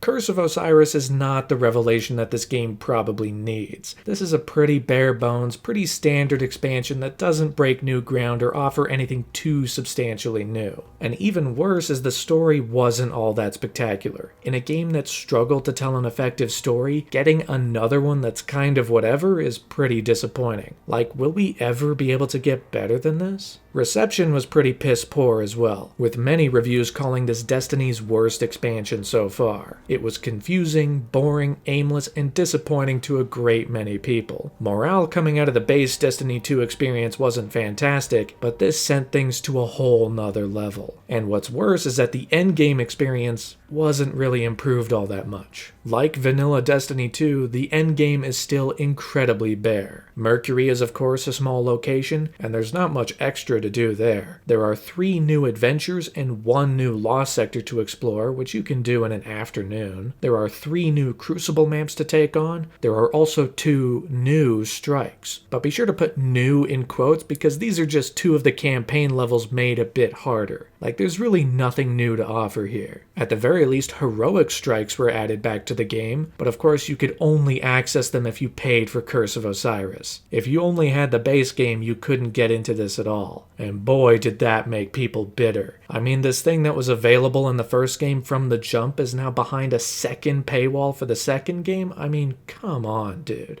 With the release of this expansion, the experience level cap was increased from 20 to 25, and the power level cap was increased from 300 to 330, so you can gear up to be just a bit better than you were before. Everything leads to the all-new raid lair. Now, raids have been a very big part of the game since the beginning, so what makes this raid lair different? Well, it's much smaller. Instead of being a full-blown raid experience, it instead takes players to a previously unexplored area of the Leviathan, this time called Eater of Worlds, where you dive deeper into the ship for one grand encounter with the Vex Mind Argos. There's some cool stuff here and some incredible art direction, but in terms of the raid experience, this left a little to be desired. It's not that big, it's not that expansive, and it can be beaten pretty easily. In fact, the first team to complete it only met the night before the raid launched. Most teams entering the world's first race for these things had known each other for a while. They were organized to some extent. Yet here comes this brand new team who managed to best Eater of Worlds in just 1 hour and 37 minutes, making this the shortest world's first completion of any raid in Destiny's history so far. As a result of all of this, Curse of Osiris being priced at $20 at launch kinda felt like a bit of a ripoff, and for a long time was widely regarded as perhaps the single worst expansion in this game's history. It's kind of infamous in a way, because this was a time when the game desperately needed a bit of a refresh. It desperately needed something to fix up the fundamental issues, and while this did manage to add a little bit to the overall experience, it wasn't enough. It became a bit of a talking point that more and more people were beginning to not log into this game. There wasn't enough to do, and what was there wasn't fun enough to keep doing it week after week. Unless, of course, you had the new weapon, the Prometheus Lens. This was the second trace rifle added to Destiny 2, and it was added when Curse of Osiris launched, and players quickly noticed that it was quite powerful in the Crucible. Destiny's PvP game mode was quickly redefined by this weapon, as anyone that had it was surely to wipe the floor in these battles. But while at first this weapon was only in the hands of a few, many more would be able to take part, because suddenly, Xur was selling it. For an entire weekend, practically everyone playing the Crucible, and more specifically Trials of the Nine, were melting opponents with this weapon. Lasers were flying everywhere, people were dying left and right. It was a weapon that was clearly not optimized, but it allowed for plenty of fun. And once all was said and done, the moment was humorously referred to as the laser tag weekend, which was even commemorated by Bungie about a year later with a special emblem you could take on if you actively participated while this was happening. Bungie of course nerfed the weapon shortly after this, but even they know to have fun with this stuff sometimes. Now, of course, big expansions are not the only post-release material this game has to offer, because like Destiny 1 before it, Destiny 2 would feature some smaller, free events to try and keep players engaged between the bigger releases. At the end of the year, The Dawning came back, marking the second annual in-game Christmas event. Things continued into the new year 2018, with the Valentine's-themed event Crimson Days. Once again, a Crucible-themed event allowing teams of 2 to face off against each other, all in the name of love. Faction rallies were a frequent occurrence throughout Destiny 2's first year. Each of the 3 factions present in Destiny 1, Dead Orbit, Future War Cult, and New Monarchy, would go head-to-head, with players completing challenges to represent the faction of their choice and ensure their victory. But even with all of this, the rapidly plummeting player numbers were giving many people pause, especially internally at Bungie. It was getting so bad in February 2018, the rate of attrition was so fast that those within Bungie realized that if trends continued, the game could be shut down in just 5 weeks. Destiny's been in rough spots before, but to be within 5 weeks of potentially shutting down? Whew, boy, that's brutal. So things had to change. It wasn't just about responding to the loud criticisms, which of course was important, it was about making sure the game could actually live. The March update was the first step in trying to win back players' favor. This added a few weapon buffs, some adjustments to each of the subclasses, and it made everyone just a bit faster. One of the criticisms of Destiny 2 at launch was everyone's movement speed was slower compared to Destiny 1. But now, the March update, also known simply as the Go Fast update, managed to alleviate that a little bit. But of course, the next major signpost was Destiny 2's second expansion. While the likelihood of it fixing all of the fundamental issues was low, this was the next chance for the game to start winning back some of the players and slowing the rapid decline in numbers. It was even being developed primarily by one of Activision's support studios. While Bungie of course had a significant hand in development, Vicarious Visions were major stewards in getting the second expansion through the door. Eventually, after weeks of rumors and small hints were made through the early months of 2018, Bungie finally pulled the curtain back just 2 weeks before the expansion was set to launch. On April 24th, 2018, Destiny players finally got their first official look at the game's second expansion, Warmind.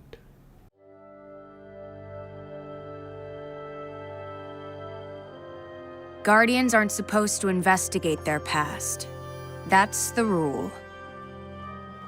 But I'm not good with rules. Not when there's this much at stake. While this trailer might just be a glossy, pre-rendered CGI prologue for this next story, it does reveal at least a couple key things about it, like how it's going to be hive-focused, with ice variants on the enemies we've of course been fighting for a million years now. It was going to center around the Warmind Rasputin, who was a significant part of Destiny 1, and our new major character was going to be Anna Bray, someone who had quite an interesting backstory. Because the way this universe works, when a Guardian is woken up by a ghost for the first time, they have absolutely no memory of who they were before. This is true of Commander Zavala, this is true of Cayde 6, this is true of your character. You just wake up one day and you're a Guardian. Anna Bray is much the same. She woke up with no memories of her past. However, she did wake up with her old ID badge still intact. So she was able to immediately learn her name, which gave her enough of a spark to investigate who she was in her previous life. Which is an interesting conceit for a character, someone actively searching through this universe's past to discover answers. Honestly, thinking about it now, that could have been a really interesting direction to take the base game story back in 2014. You know, we wake up with no memory of who we were before, and in spite of the rules telling us not to, we decide to go rogue and discover who we might have been. Maybe we were nobody, maybe we were evil, who knows? But I'm putting myself in a writer's room right now because I feel like I'm onto something. Of course, to get a better read on what this expansion would bring, the launch trailer released just one day before the expansion's debut. This revealed plenty about what we were set to do in this new campaign. We were returning to Mars, a different location on Mars at that. There was going to be a new game mode, some new weapons and gear, another raid layer attached to the Leviathan, and of course the new story centering around the Warmind, Rasputin, and the rise of the Frozen Hive from beneath the surface of these icy glaciers on Mars. All of which was available for the low cost of $20 once again. Unless, of course, you purchase the expansion pass. So, for those on board the Destiny 2 train hoping for all of hope's sake that this expansion would help this game finally come together, they were ready and waiting for this next chapter. The clock turned to May 8th, 2018. So pop open Destiny 2 once again because it's time to return to Mars and awaken Rasputin.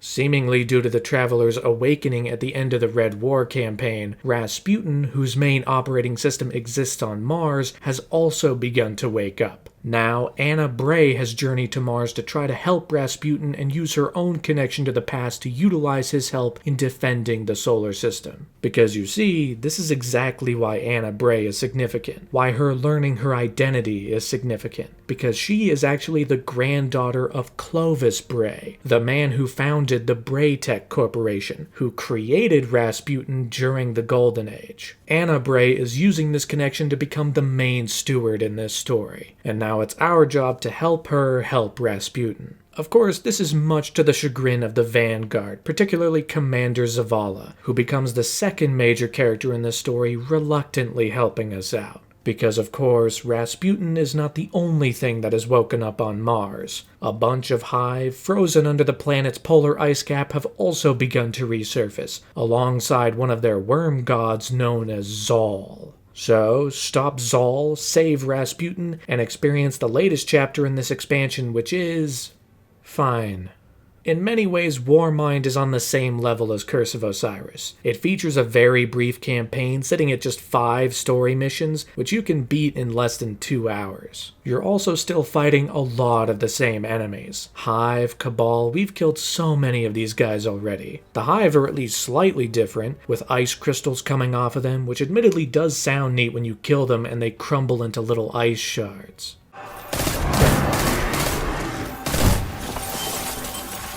Not to mention, they also have a new knight enemy type who wields a sword and shield. That's fun. Of course, we're doing a lot of this on the new destination on Mars. This time we've gone to Hela's Basin, filled with underground caverns, a more icy, glacier-like surface, and tons of Clovis Bray architecture, which has always been one of the most interesting design motifs in this game, at least to me. But the biggest, most fun new addition in this expansion is without a doubt the Valkyrie. As the missions continue and Rasputin grows stronger, he constructs this javelin weapon that you can wield for brief moments. It's this big, glowing red weapon that you can slam down on enemies, throw at enemies, strike at enemies. It's a lot of fun, and the design of its explosion impact animation is really cool.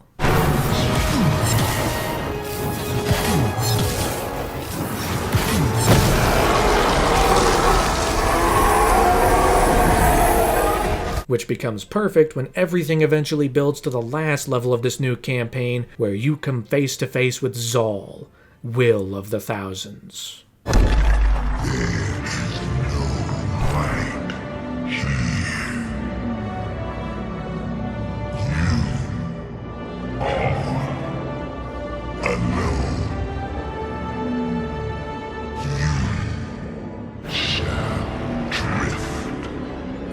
A worm god who you have to take on in this big boss fight where you have to shoot, use your super, and use the Valkyrie to finally take it down, freeing the area from its plight and allowing Rasputin to wake up fully. Similar to Panoptes in the last expansion, there isn't a hell of a lot going for Zol here. In fact, when you compare Zol to the insane depth of lore the Hive Worm gods have, he's really kinda pathetic, honestly. He kinda gets a cool boss fight, but it does seem a little quick and easy to be able to defeat a worm god with just a couple bullets during a campaign mission. It's not like a big yahoo, let's go kinda moment. It's just a big boss that we defeat and then forget about after like a day. But I think the more confusing thing is how the expansion ultimately handles Rasputin. Rasputin is of course a Warmind, built before the collapse with insane weaponry to be able to defend the solar system. Though it's kind of a discussion point through the story about whether Rasputin can actually be trusted. Can that much power be wielded by an entity that is largely out of the Vanguard's control? Anna Bray thinks she's got a handle on it, but Zavala is more skeptical. And at the end, after Zol is defeated, Rasputin has fully awakened in a way that feels really ominous. Like, oh no, maybe this might not end well for us. He says he'll defend the solar system, but on his terms.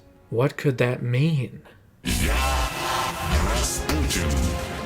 I am Rasputin, guardian of all I survey. I have no equal. What have we done? Don't worry.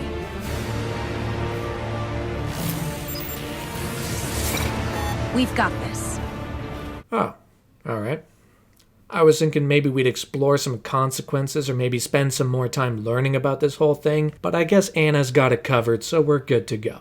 It just really kinda undermines what might have been an interesting turn with some implications for the future. But things gotta get tied up with a nice bow, I guess. I don't even really know how we've got this, but we do. So, like Curse of Osiris, the Warmind campaign is nothing to write home about. It's brief, it's small, Anna Bray is at least in some ways an interesting character to explore, even if someone like Sagira last time was more of a standout. But thankfully, there is a tiny bit more on offer here for the endgame material. Once again, the level caps have increased. The experience level cap jumps from 25 to 30, while the power level cap jumps from 330 to 380, giving you the ability to level up your guy a little bit more with the new gear available. We've got 3 strikes this time, 2 of which were just reprised campaign levels, and the third was exclusive to PlayStation.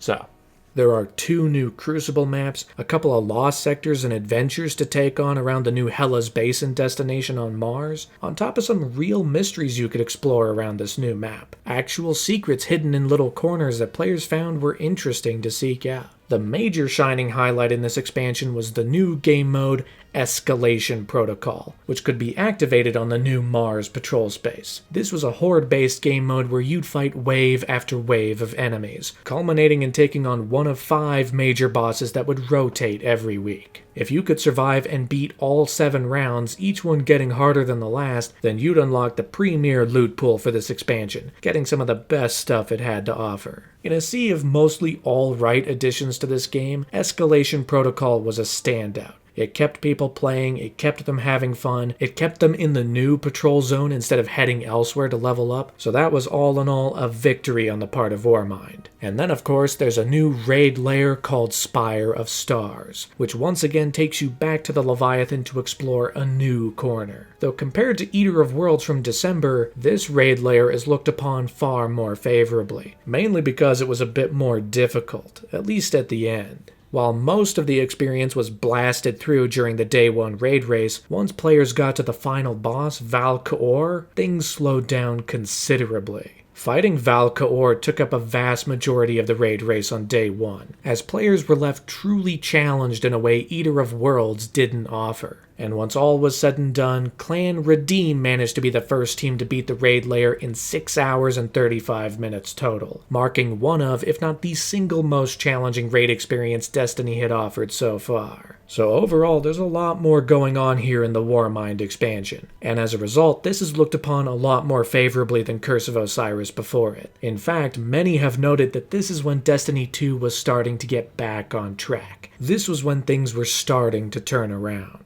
You know, if you put Curse of Osiris and Warmind together on top of the base game, you start to have an experience that's a little more filled out. But but that didn't take away from the still substantial changes the game needed at a more fundamental level. There was still a lot of work to do. So overall, players were brought back for maybe a couple weeks to play through the new material before they left the game behind once again. Destiny 2 was not in great standing publicly, even if some of those who were really invested were having a decent time. Hope for the future was dwindling at this point, but it's worth noting that we now have a frame of reference for how these things can proceed. I mean, flashback to May of 2015 when House of Wolves came out, the second expansion for Destiny 1. It didn't add a ton to the game, it left players less than hopeful for where everything would go, and people were beginning to wonder if the game was going to crumble long before its 10-year plan was up. But just a couple months later, The Taken King came out. The expansion that gave Destiny the shot of adrenaline it needed to catapult it back into players' hands. So if we match up the timeline of Destiny 2 to Destiny 1, our next major milestone is the third expansion in September of 2018. Perhaps Destiny 2 was finally about to be in for its very own Taken King. Now, of course, Bungie was well aware of all the criticisms laid at the game during its first year on shelves, like they were back in 2015. So the next expansion, the one that would kick off year 2, had to be something big. Like Warmind before it, this third expansion was also helped along by another Activision support studio. High Moon Studios were on board to help Bungie get this next expansion through the door. They, of course, had created several of their own games over the years, including 3 Transformers games, before nearly bankrupting themselves on a Deadpool title that forced them to become a hell of a lot smaller. Now they were designing the all-new Tangled Shore destination, as well as much of the new campaign. It was going to be darker, more grounded, tell a far more serious and involving story, with plenty of new additional elements to keep players coming back week after week after week. This expansion was going to be big. It was going to be Bungie's answer to Year 1 problems and a strong way to kick off Year 2. After just a few short weeks since Warmind's launch, the promotional cycle for Destiny 2's next expansion managed to turn heads at the start of June 2018, where Bungie promised to have a sizable presence both before and during E3. Everything finally kicked off on June 5th, 2018, when Bungie released a full 9-minute reveal video for the next expansion, Forsaken. We have this opportunity that we wouldn't have had years ago to ship a game and then really collaborate with people outside the studio to figure out, like, what is the best version of that? Honestly, yeah, like, we're building something the community has been asking for, and it's accumulation of everything that we believe the game needs to be. This 9-minute VDoc was one hell of a statement from Bungie. It revealed a whole mountain of new material that fans will be able to chew on come September. It's not just about there being a new campaign, there are going to be 2 major new destinations, a new raid, a new weapon type, new supers, a new enemy faction, tons of new endgame material to chew on week to week, on top of an all-new game mode. This was essentially Bungie coming out to say, hey, we've been listening, we've heard the millions of things people have been saying for the past year, this is our answer. And let me tell you, just this 9-minute showcase managed to rejuvenate a great number of players, getting them excited again in the hopes that Destiny 2 could become the game people were always hoping it would be. This presence continued right into the E3 weekend, since Bungie released 2 more trailers for the upcoming expansion. One focused solely on the new multiplayer game mode called Gambit, which was going to do the wild thing of combining PvE gameplay with PvP gameplay in a mode that not many other games have really attempted, but felt perfectly suited for Destiny. But that, of course, left a big question still unanswered. What was the story gonna be? And who might it center its focus on? Because we know every expansion so far highlights one character in particular, from Eris Morn to Osiris to Anna Bray, so who would it be this time? Well, if we go back to the Taken King, the one standout character there who became an instant fan favorite was Cayde 6. Perhaps it was time to make him a standout character again in a slightly more shocking way. The other E3 trailer, joining the Gambit trailer before it, revealed the central crux to Forsaken's story. Uldren Sov is alive. Now, Uldren Sov was a rather significant character back in Destiny 1, alongside his sister Queen Mara Sov, but during the opening cutscene of the Taken King, it appeared that they had both been killed by Oryx's superweapon, kind of wiping the slate clean for that game's future. But here it's revealed that Aldrin Sov managed to survive that encounter, and now he's joined with these new characters called the Barons, the bosses who will be central to the game's story. But that is not the actual shocking reveal, because the real kicker is that we also see Cayde 6 in brutal shape, clearly banged up by some encounter, with his ghost shot out of midair. And it all builds to the moment when Aldrin Sov shoots him dead.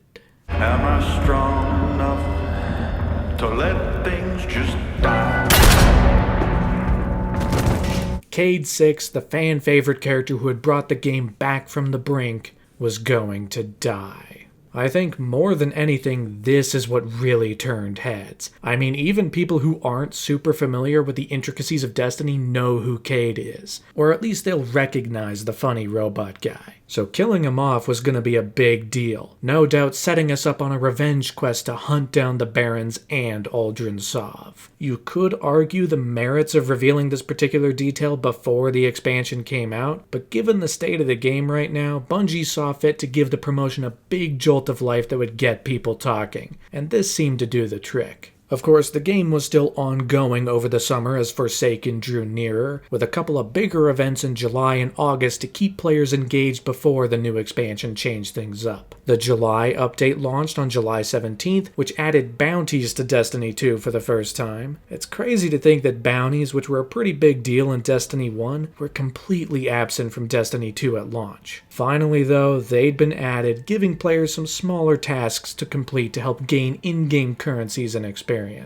On top of that, the power level cap was upped from 380 to 400, allowing you to get just that much stronger, which was also joined by the summer event Solstice of Heroes, allowing you to take on new challenges and game modes. It was a relatively hefty update, and just enough to keep some people engaged, but of course most players had their eyes on Forsaken. After its initial reveal had come and gone, the following promotional cycle really kicked off across August, with tons of major insights into what this expansion was going to provide. Players got glimpses of the new weapons and gear available in the expansion, as well as major looks at the second new major location, the Dreaming City, and what it promised to offer, including the all-new raid that would exist at its center. There were glimpses at the story with a fully released cutscene called Last Stand of the Gunslinger, detailing Cayde's final stand against the Barons and Aldrin Sov, which proved just how cool Cayde could be. He even uses the big horn on his head to stab someone in the face. It's awesome.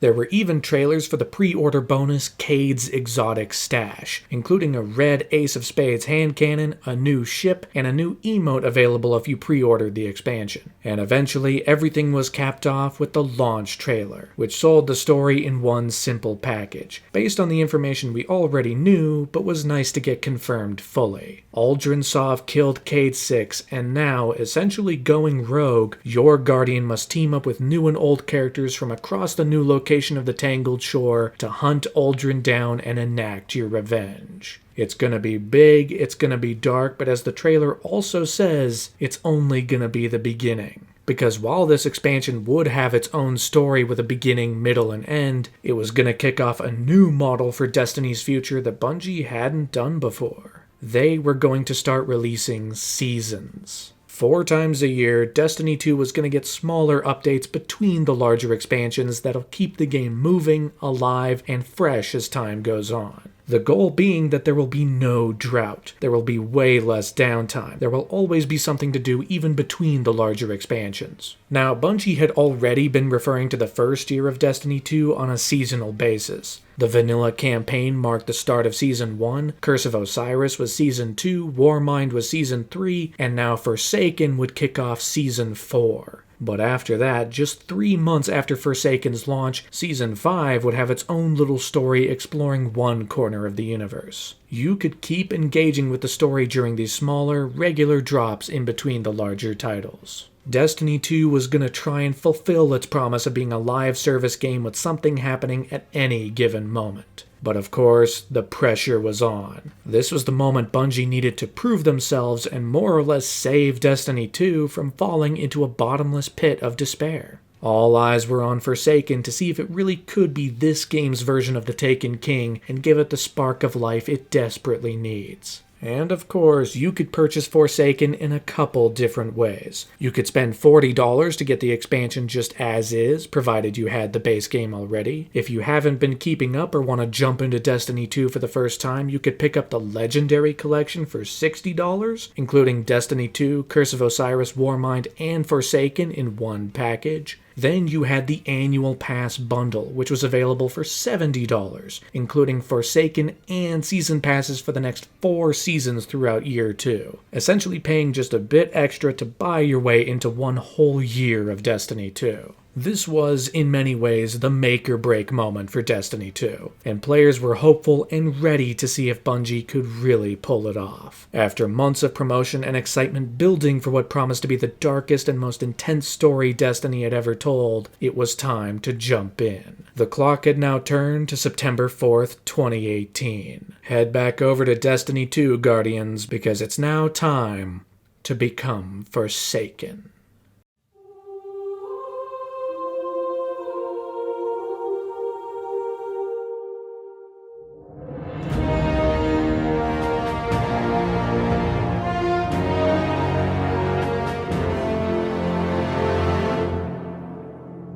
The opening level of this expansion is built entirely off of dramatic irony, because everyone playing this mission knows that Cayde 6 is about to die. And it's not just because a bunch of people saw the trailers and knew what the setup for this story was going to be, it's also because the opening cutscene of the game shows us the moment where a damaged and wounded Cayde is victim to Aldrin Sov. Any last words? How's your sister?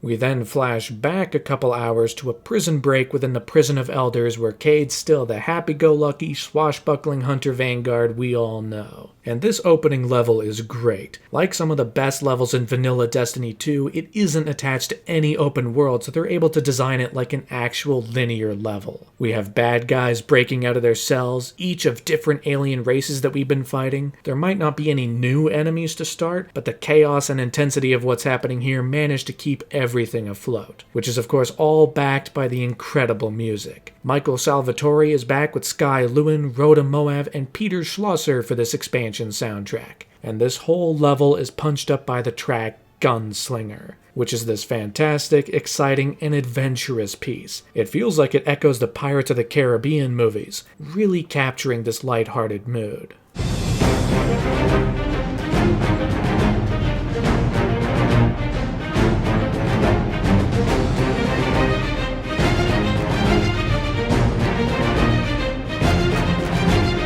On top of moments where we actually get to directly see characters in the action. We're rejoined by Petra Venj, who was introduced back in the House of Wolves expansion in Destiny 1, still with that same love for fieldwork that made her stand out there. And Cayde's here making a mess of the place. Of course, his theatricality is about as over the top as it was in vanilla Destiny 2. The slightly more subdued characterization from the Taken King is long gone now. This guy's here to make corny jokes and have as much fun for himself as possible. All right, partner, this is a Cayde riff in 6. Watch me for the changes and try to keep up. Now let's go to prison! But for all of the grand moments and cinematic spectacle that Cayde is able to offer in this first level, there is one thing that's kind of distracting about him here. He's not voiced by Nathan Fillion. For every appearance Cayde has had in this game so far, he's been voiced by Nathan Fillion, who's had a long-standing relationship with Bungie since at least 2007, voicing some nameless Marines in Halo 3, before voicing Buck in Halo 3 ODST. But because of scheduling conflicts between this and Nathan Fillion's new show, The Rookie, he was unable to voice Cayde during this expansion. Instead, Nolan North takes over voiceover duties for this character. Now, he's without a doubt fantastic, and even his impression of Nathan Fillion here is really quite solid at times, with plenty of lines really sounding close to what Fillion sounds like. but once you know it's not him, the differences really stand out. Given the circumstances, I think it ultimately works out, but it is a bit distracting that it's not Nathan Fillion taking on this character for his last stand. It hangs a weird shadow over what is otherwise a very solid, very enjoyable expansion. Because yes, Forsaken is exactly the jumpstart Destiny 2 needs, and while it's obvious how much of a marketing stunt Cayde's death is, once the time comes it managed to bring some emotional punch. I mean, after he gets a couple of really sick moments, using a legion of abilities we're familiar with, and even some that are brand new to us. But after all of that, after he gets to be the coolest guy in the room, his ending is solidified with one simple mistake. You help me out here, little buddy.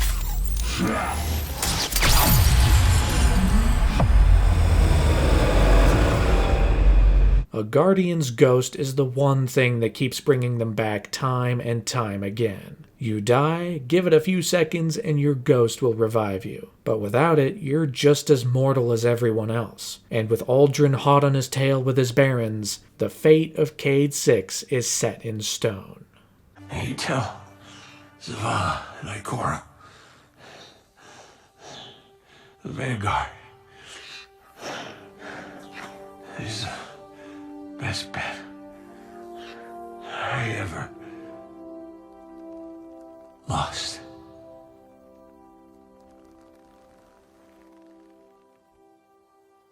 And with that emotional punch, we have all the motivation we need to seek out Aldrin Sov and his barons to avenge Cayde's death. It actually manages to create a villain we want to see taken down. Destiny has struggled with its villains. I mean, what can you even tell me about Panoptes? But Aldrin became one of, if not the first villain that players grew to hate. Even our character in the game hates this guy, so much so that we finally break our vow of silence. While Ikora and Zavala are disagreeing on how to proceed next, it's our character that decides to take matters into their own hands.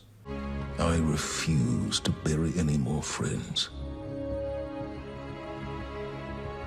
You won't have to. Aldrin Sov is mine.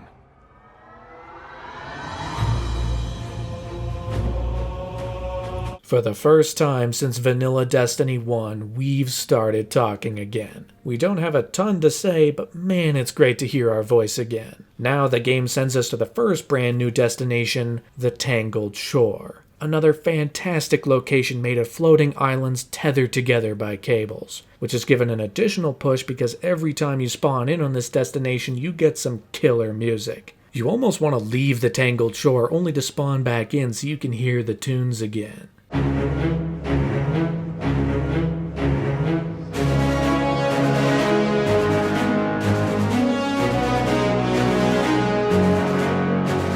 It's so good, you'll forget that this music was originally from Curse of Osiris.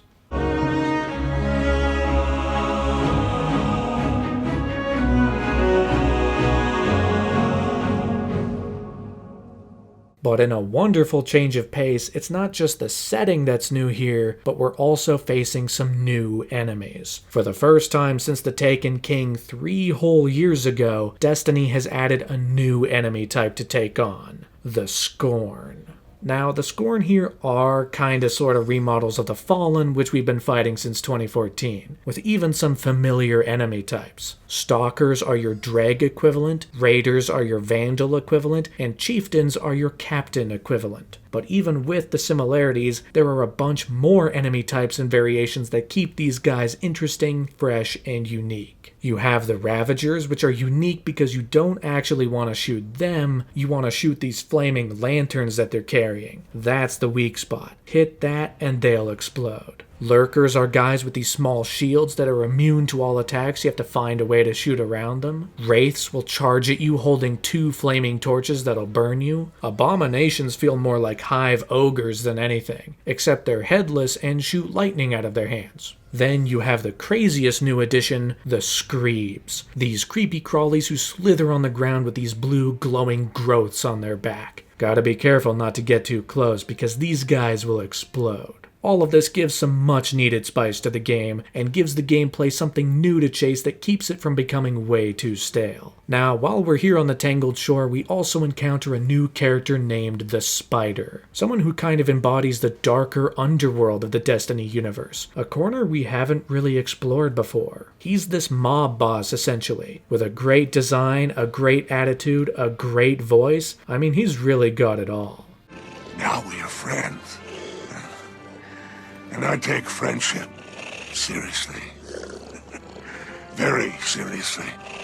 And on top of that, Forsaken comes through with an all-new weapon type, the Combat Bow. Now, you might think it's weird for a game filled with machine guns and rocket launchers and all this technology to also feature a bow and arrow, but this thing is awesome. They put a ton of work into making this weapon feel as good as can be. It really takes a first-person shooter design mechanic and makes it feel entirely new, even for those who've been playing games like this for a long time. I mean, pulling the arrow back, launching it at enemies, it's easy to land a precision shot, some arrows explode after they impact, and the sound of it is fantastic.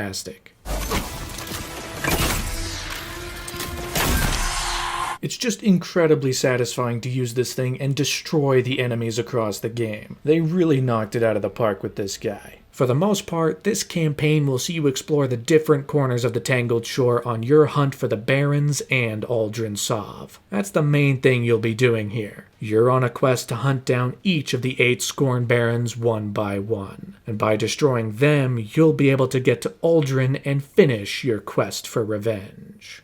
Divide, conquer, isolate Aldrin. He'll wind up at your feet. And all you have to do is pull the trigger. The interesting thing is, you can take down the first 6 of these Barons in any order you choose. I mean, they're all set up as available adventures across the Tangled Shore, so it's really about tackling each one and crossing them off the list. And each one has its own special flavor to keep the boss fights at least a little interesting. The Rifleman is the sniper, who's built for long-range fighting. He's the one who killed Cade's ghost, so you've got to keep your eyes out because he will snipe you when you don't see it coming. Not to mention, he'll even generate holographic clones of himself, so watch out and make sure you're getting the real guy. The Hangman is a massive Ravager, basically, complete with an enormous flaming lantern that he will swing down and absolutely light you up with. The Mad Bomber loves his explosives, so on top of shooting him as many times as you can, you're also forced to defuse the bombs he's planted to make sure he doesn't lay waste to the Tangled Shore. The Rider, well, rides around on a pike. So in order to defeat her, you've also got to enter a pike and take on this section vehicle on vehicle. The Trickster is exactly as she seems on the tin. She will trick you in any way she can. Primarily, she'll make you think you just acquired an exotic engram before you realize it's actually a bomb and you have to get rid of it before it blows you sky high. The Mindbender is probably the most interesting of the pack, someone who's so obsessed with the Hive he's begun to infuse himself with them. He's using the Hive against you, and he's even got his own throne world. I mean, talk about commitment to the bit. Then, finally, after defeating those 6, you're sent on missions to take down the last 2. You've got the Machinist, who will launch missiles off her back to try and drive you out of hiding, so watch out. And Fikrul, the Fanatic, the leader of the Barons, who will try and attack you with big rings of lightning energy, so you've got to stay on the move if you want to beat him in combat. Taking on these bosses, while it might seem a little tedious at first, is varied enough to keep things interesting. But of course, it's all on a quest to find and kill one man, Aldrin Sov. The question is, while we've been hunting down and killing the Barons, what's he been up to? Well, as it turns out, every aspect of his motivation here is driven by the loss of his sister, Queen Mara Sov. Or rather, it's driven by his unshakable feeling that she is still alive out there somewhere and that he might be able to bring her back. Over the course of the campaign, we cut back to these Aldrin Sov cutscenes. These fancy, pre-rendered scenes that are very reminiscent of Gaul's cutscenes from the Red War campaign. In them, we see Aldrin slowly become more and more corrupted by some dark energy. It begins to envelop his skin, and you especially see it around his eyes. The bright orange glow slowly dissipates and gets clouded as the story continues. But beyond that, he is very clearly having visions of his sister, telling him exactly what he needs to do to free her, the exact path he needs to take in order to ensure ensure her return. You were humiliated, imprisoned, manipulated, taken, and still you gave up everything because you love. But what we reveal is that all of this has actually been a trick, because this vision of Mara Sov is very real, it's just not coming from Mara Sov. Instead, it is coming from a creature from another realm known as Riven. Riven is the one who's been speaking to Uldren under the guise of Mara simply to allow herself to return to our world. So the trick's on Uldren ultimately, because once this beastly corrupted servitor shows up named the Voice of Riven, it eats him.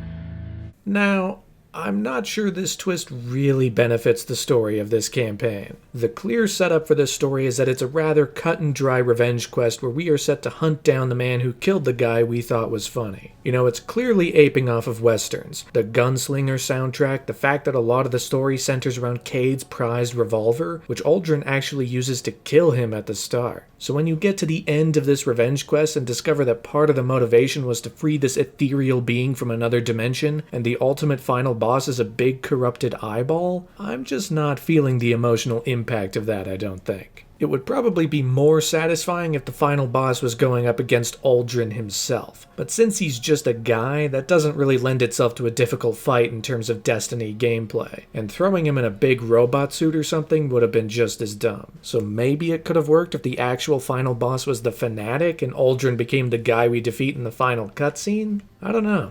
It's obviously built around Uldren's story here to go this particular direction, but I feel like it undermines what the story is going for. So ultimately, we get this big final showdown with the Voice of Riven, which is certainly a cool fight, if not simply because we are actually constantly switching between our world and the Ascendant Plane. This final level takes place in this big watchtower, which is on the brink of two worlds. It's the meeting place between our world and the Ascendant Plane. So you get to not only fight a bunch of Taken that are peering through, but you also explore the pristine and glorious architecture on this side of the breach, as well as the twisted, destroyed, and corrupted architecture on the other side of the breach. It all looks really cool. And thankfully, despite it looking like the big corrupted eyeball was gonna finish our job for us, once we defeat the Voice of Riven, Uldren is freed from its clutches and left to our devices.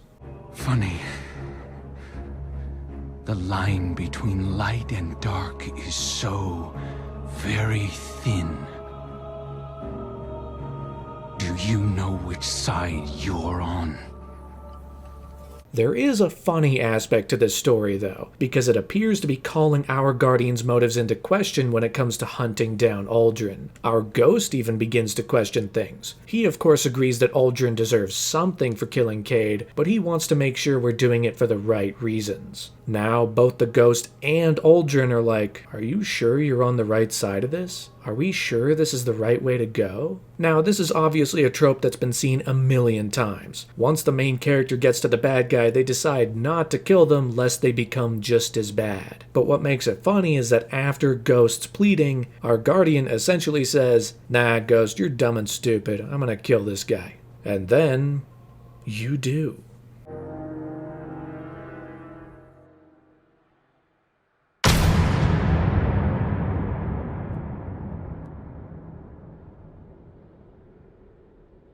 And with that, we've managed to enact our revenge on Uldren Sov and avenge the death of Cade 6. But that still, of course, leaves one big hole in the Vanguard. One that Zavala and Ikora have a hard time trying to live with in the immediate wake of this expansion story. Even you as a player will start thinking over the hole that Cade's gonna leave behind. His characterization, of course, wasn't perfect and probably leaned into the humor too much in Destiny 2, but he was the first major character to make an impression in 2015. After a year of incredibly flawed storytelling, Cade became one of the shining beacons of the game in its quest to right its wrongs. Now, through far darker circumstances, he's managed to help do the same, because Forsaken is without a doubt the Taken King of Destiny 2. It is big, it is expansive, it changes some of the key fundamentals to keep the game interesting. The campaign does kind of fall into the same trap that the Red War campaign did, and that the beginning and the end are really cool and really well designed with lots of fun things to explore, and then the middle becomes rather standard busy work. I still think there's an appetite for a more complete and rounded campaign experience that brings the hits on every single level, but this is still a step in the right direction. And initial reception to Forsaken was quite positive, with many praising this as Destiny's best story yet, with some actual genuine investment into the characters and the goings-on here. But on top of the praise for the story, there was also a ton of praise for how this altered the mechanics within the game. Of course, both level caps got a rather substantial upgrade. The experience level cap has been raised from 30 all the way to 50, which is higher than it's ever been in Destiny, surpassing the Taken King's level cap of 40. And the power level cap has taken a jump from 400 to 600, allowing you to level up your guy considerably compared to where you were before. There are some small things to go after now that the campaign is done, like milestones and triumphs, which are activities and goals you can attain on the side in the quest for a legendary title that you can flaunt to other Guardians. Banshee 44, the weaponsmith in the tower, sends you on a quest to repair the Ace of Spades, which actually allows you to acquire it as an exotic hand cannon. If you were a hunter in Destiny 1, you already got this weapon there, but its role in Destiny 2 had an additional layer of narrative significance that made it satisfying. It's what Cade would have wanted. There are 4 new strikes, and these are new strikes, not the reused campaign missions from Curse of Osiris and Warmind. There are 8 new lost sectors to explore across the new destinations, and 4 new Crucible maps to play on. And in a moment that brought light to the entire Destiny 2 community, after an entire year of morale at its lowest point yet, the major fundamental flaws with the game were finally addressed in a major way. The double primary meta that had plagued the game since its release? Gone. Suddenly snipers and shotguns could take up the second weapon slot just like they'd done before. In fact, they could take up the first slot if you wanted. You could run double or even triple secondary loadouts if that's what you were going for. In terms of loot drops, random rolls were brought back. Just like Destiny 1, if you got the same piece of gear multiple times, which happens a lot, the attributes and perks that came with it could be slightly different, making this gear a bit more exciting. But what's even more exciting than all of that is that the campaign for Forsaken is only one part of the experience here. In all previous expansions, the campaign is one of the major pillars, and it's certainly significant here, but where everywhere else the campaign accounts for the majority of the game's story, here it's only the beginning of a much larger tale. Because the comparisons to the Taken King are way more warranted than simply being released at the same point relative to each game. Once you've defeated Uldren Sov, you open the gates to a whole other story should you want to take it on. And in a lot of ways, it becomes a sequel to the Taken King. During the endgame, we are introduced to the second destination, the Dreaming City, a destination built entirely for post-campaign material. This is the city of the Awoken, their kingdom in many ways. We might have visited the Reef, but this is where they've really kept their splendor. And we're led here by Petra Venj, who wants to investigate what exactly twisted and corrupted Uldren during his final days. What was that big mutant eyeball? But she also wants to know, for sure, if Mara Sov is still alive. Now, that might sound crazy, and surely it does. I mean, we all saw the opening of the Taken King. There's no way Mara could have survived that. Not to mention, this drive to find Mara was part of what drove Uldren crazy. So was Petra gonna fall down the same path? Well, no. Because as we discover, Mara Sov is actually alive. Through some amount of space magic, she was able to survive the encounter with the Dreadnought and has actually been living on the Ascendant Plane in her own throne world, trying to protect the solar system as best as she can. As you continue throughout the endgame story, you can even visit her in her throne world, which confirms fully that she is 100% totally and completely alive. Welcome back, Mara. God save the Queen. But her presence also blows the doors wide open on the deeper lore of the Destiny universe. The in-game lore gets another upgrade here. While exotic items had an attributed lore tab that players could read through, Forsaken introduces full-on lore books to the proceedings, entries of which you can unlock by completing certain challenges, expanding the deeper stories going on throughout this universe. And here you get to read all about the story of Mara Sov, chronicling the creation of the Awoken during the collapse. As everything turned to chaos way back when, forces of light and dark combined on a colony ship trying to evacuate, reforging everyone into these bright blue beings. Mara was the first to be turned into an Awoken, and while that wasn't revealed at first, it was essential in leading the path towards her becoming their queen. which eventually led to how she managed to acquire the Dreaming City, because it's not as simple as, well, they just built it. Because years ago, Mara actually wished for it to be hers. That might sound crazy, but walk with me here. She communed with a creature known as an Ahamkara, a wish dragon, which was a species of creatures that could literally grant wishes, usually with some kind of twist or unexpected consequence, because you can't have a good wish without one of those. But many years ago, the Ahamkara were hunted to near extinction, leaving just one survivor, Riven of 1,000 Voices. For years, Riven only dealt with Mara Sov. They had something of an agreement going on for many, many years, and it's thanks to her that Mara was able to create the Dreaming City for the Awoken, making it this glorious location of splendor hidden in secret in the solar system. Though, of course, as you've no doubt connected, Riven is the creature that was corrupting Aldrin Sov during the campaign to ensure her escape. As it turns out, she herself became corrupted by Oryx when he entered the solar system. He took her in many ways, which twisted her out of her proper shape. So what are we gonna do about it? Well, Mara Sov sends us to kill Riven in the all-new raid. That's right, all of this is set up for the new raid aptly titled Last Wish, where 6 players will journey deep into the Dreaming City to find Riven, kill her, and cut out her heart, hopefully alleviating the corruption fully. And this raid is by far the most complex, most intricate, and most challenging experience that hardcore Destiny players had ever taken on. The bosses were challenging, the enemy density was on another level, the puzzles were nearly impenetrable, with one major puzzle encounter stopping tons of teams in their tracks during the Day 1 race. But at the same time, competition was far more fierce. Since the introduction of raids back in Destiny 1, the Day 1 race has become more and more of an event. Teams would become more organized, and Bungie would start to push things more in the direction of this becoming a real organized racing event. That was never more clear than right here in Last Wish, because this time, the first team to beat the raid was going to be awarded with an actual championship belt. A physical item was on the line for every member of the winning team. Bungie was putting a lot more stock into the raid race this time, and because of that, competition heated up dramatically. Dato's team, known as Math Class, even muted their comms during the puzzle encounter so they could deliberate and solve it in secret without other teams being able to spy on them. Everyone could of course see the gameplay, but no one could hear what they were saying. At the same time, practically everyone was a bit underleveled against the enemies. The bad guys were exceptionally powerful compared to where players were at. This added to the challenge of the raid, but thankfully there was a new advantage that players had access to called raid banners. These are items that you can place down before various encounters to immediately refill your ammo and recharge your abilities and super in one big go. It's Destiny's way of stocking you up before you enter a challenging area. The catch is that these are consumable items. You have to purchase them from Hawthorne using in-game currency. So stock up on as many raid banners as possible because you're going to need them to reload before major encounters.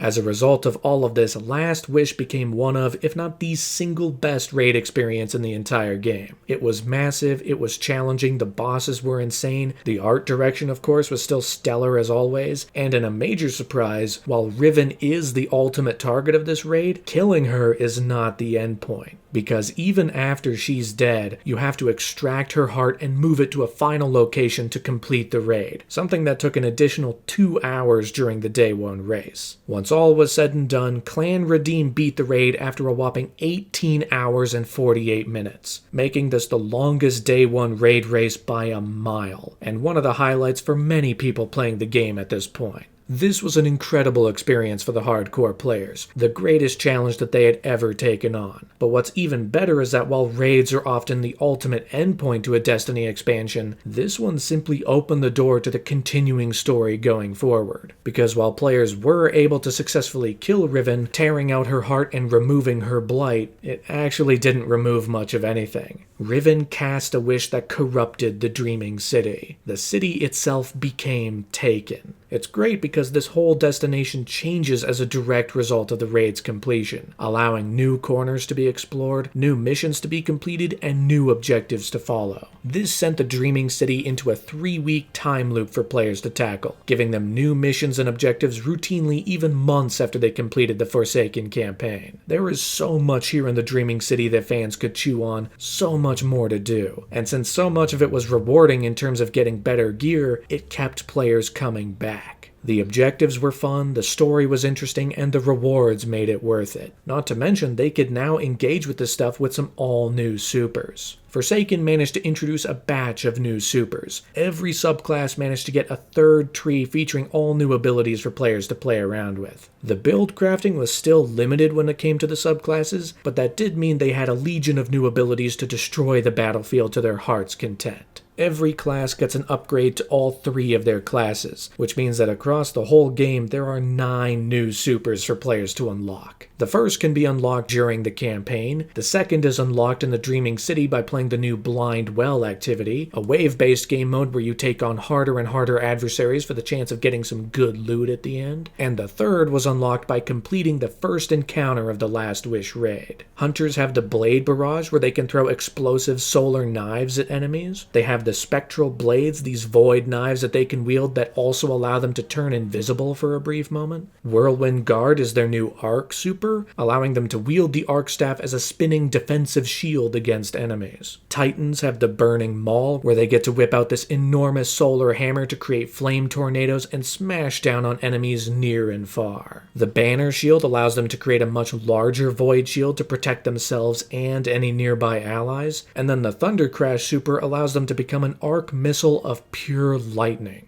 Imagine that. Warlocks now have the Nova Warp, allowing them to teleport with void energy and strike on enemies when they least expect. They have Chaos Reach, which turns them into an even stronger version of Emperor Palpatine, shooting a big laser of lightning at bad guys. And finally, they have the Well of Radiance, which allows them to use the Solar Dawnblade to create a massive rift to both heal and empower themselves and nearby allies. This became a must-have during pinnacle activities like the raid, as it was essential to healing and powering up your team during the most challenging encounters. The challenge could even be increased or slightly altered a little bit, because after the Last Wish raid was first completed, players quickly uncovered this side room that you could access before the first encounter. Within, you could input various patterns with these symbols, of which there were an insurmountable number of possibilities. But a game-wide scavenger hunt led players to discovering 14 workable patterns, each of which would modify the raid experience slightly. From simple stuff like getting a different character to narrate over the encounters, like Failsafe for example, to one that plays Hope for the Future by Paul McCartney, all the way to a batch of wishes that teleport you to each of the encounters, just jumping you wherever you wanted to go. The hardest was the 13th wish, otherwise known as Petra's Run, which made it so that any single death in your team would mean you'd have to start over. This was the hardest challenge on offer. You had to beat the raid in a flawless run, with no one on your team dying even once during the entire playthrough. Now, while 14 wishes had been discovered, there was some theorizing that a 15th was somewhere out there. A 15th pattern was hidden in the game at some location. Theories sprung out left and right, conspiracies took over from there. People searched far and wide for months to uncover the fabled 15th wish. But of course, it wasn't found. Despite some data mining uncovering that 15 wishes may be possible, it was never actually found in the game. The 15th wish wasn't real, and quickly became something of an urban legend among the Destiny player base, as new theories would spring up with each major release going forward on whether they would finally discover the last wish itself. Perhaps it was intended simply to be the wish that Riven cast to corrupt the Dreaming City. Maybe that's the 15th wish, hidden in plain sight.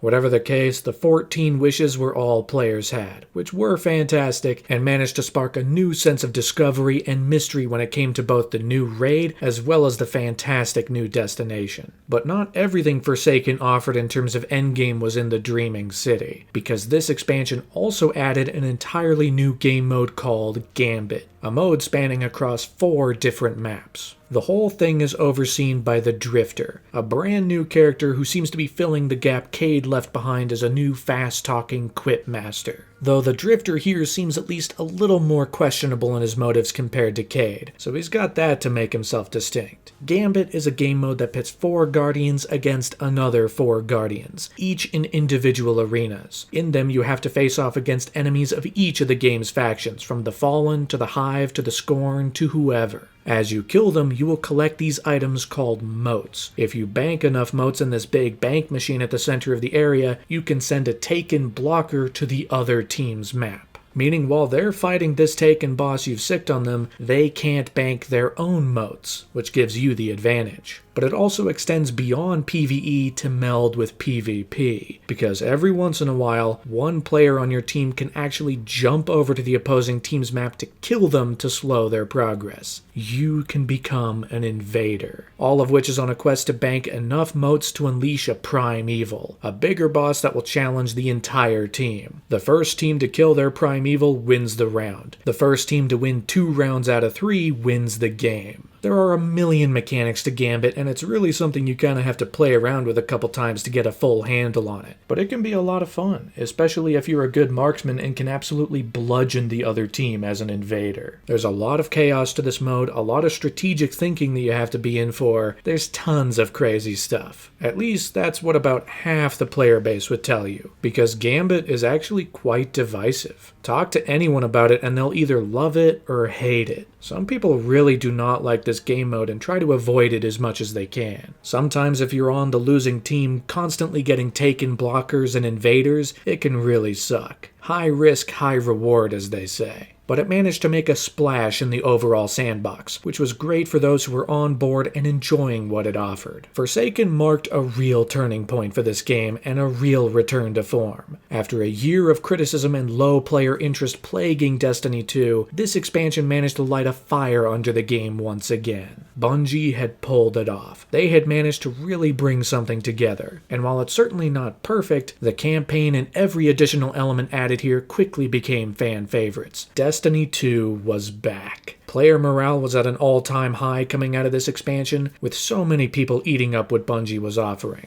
It might have taken a full year, but Bungie finally managed to get Destiny 2 to a functional state. It was big, it was bold, it was cool. And for fans paying close attention to the story, the way this expanded the Destiny universe was incredible. From the Dreaming City to Ahamkara's to the reveal that Mara Sov is actually alive in the Ascendant Plane, there's so much here to chew on story-wise. But that wasn't everything, because during the Dreaming City's 5th loop, players managed to get a look at just one more scene. A nice, pre-rendered cutscene of a ghost traversing the Dreaming City. The kind of scene that started our whole adventure back in 2014. A ghost on the lookout for its guardian. But what this ghost uncovers, people never could have anticipated.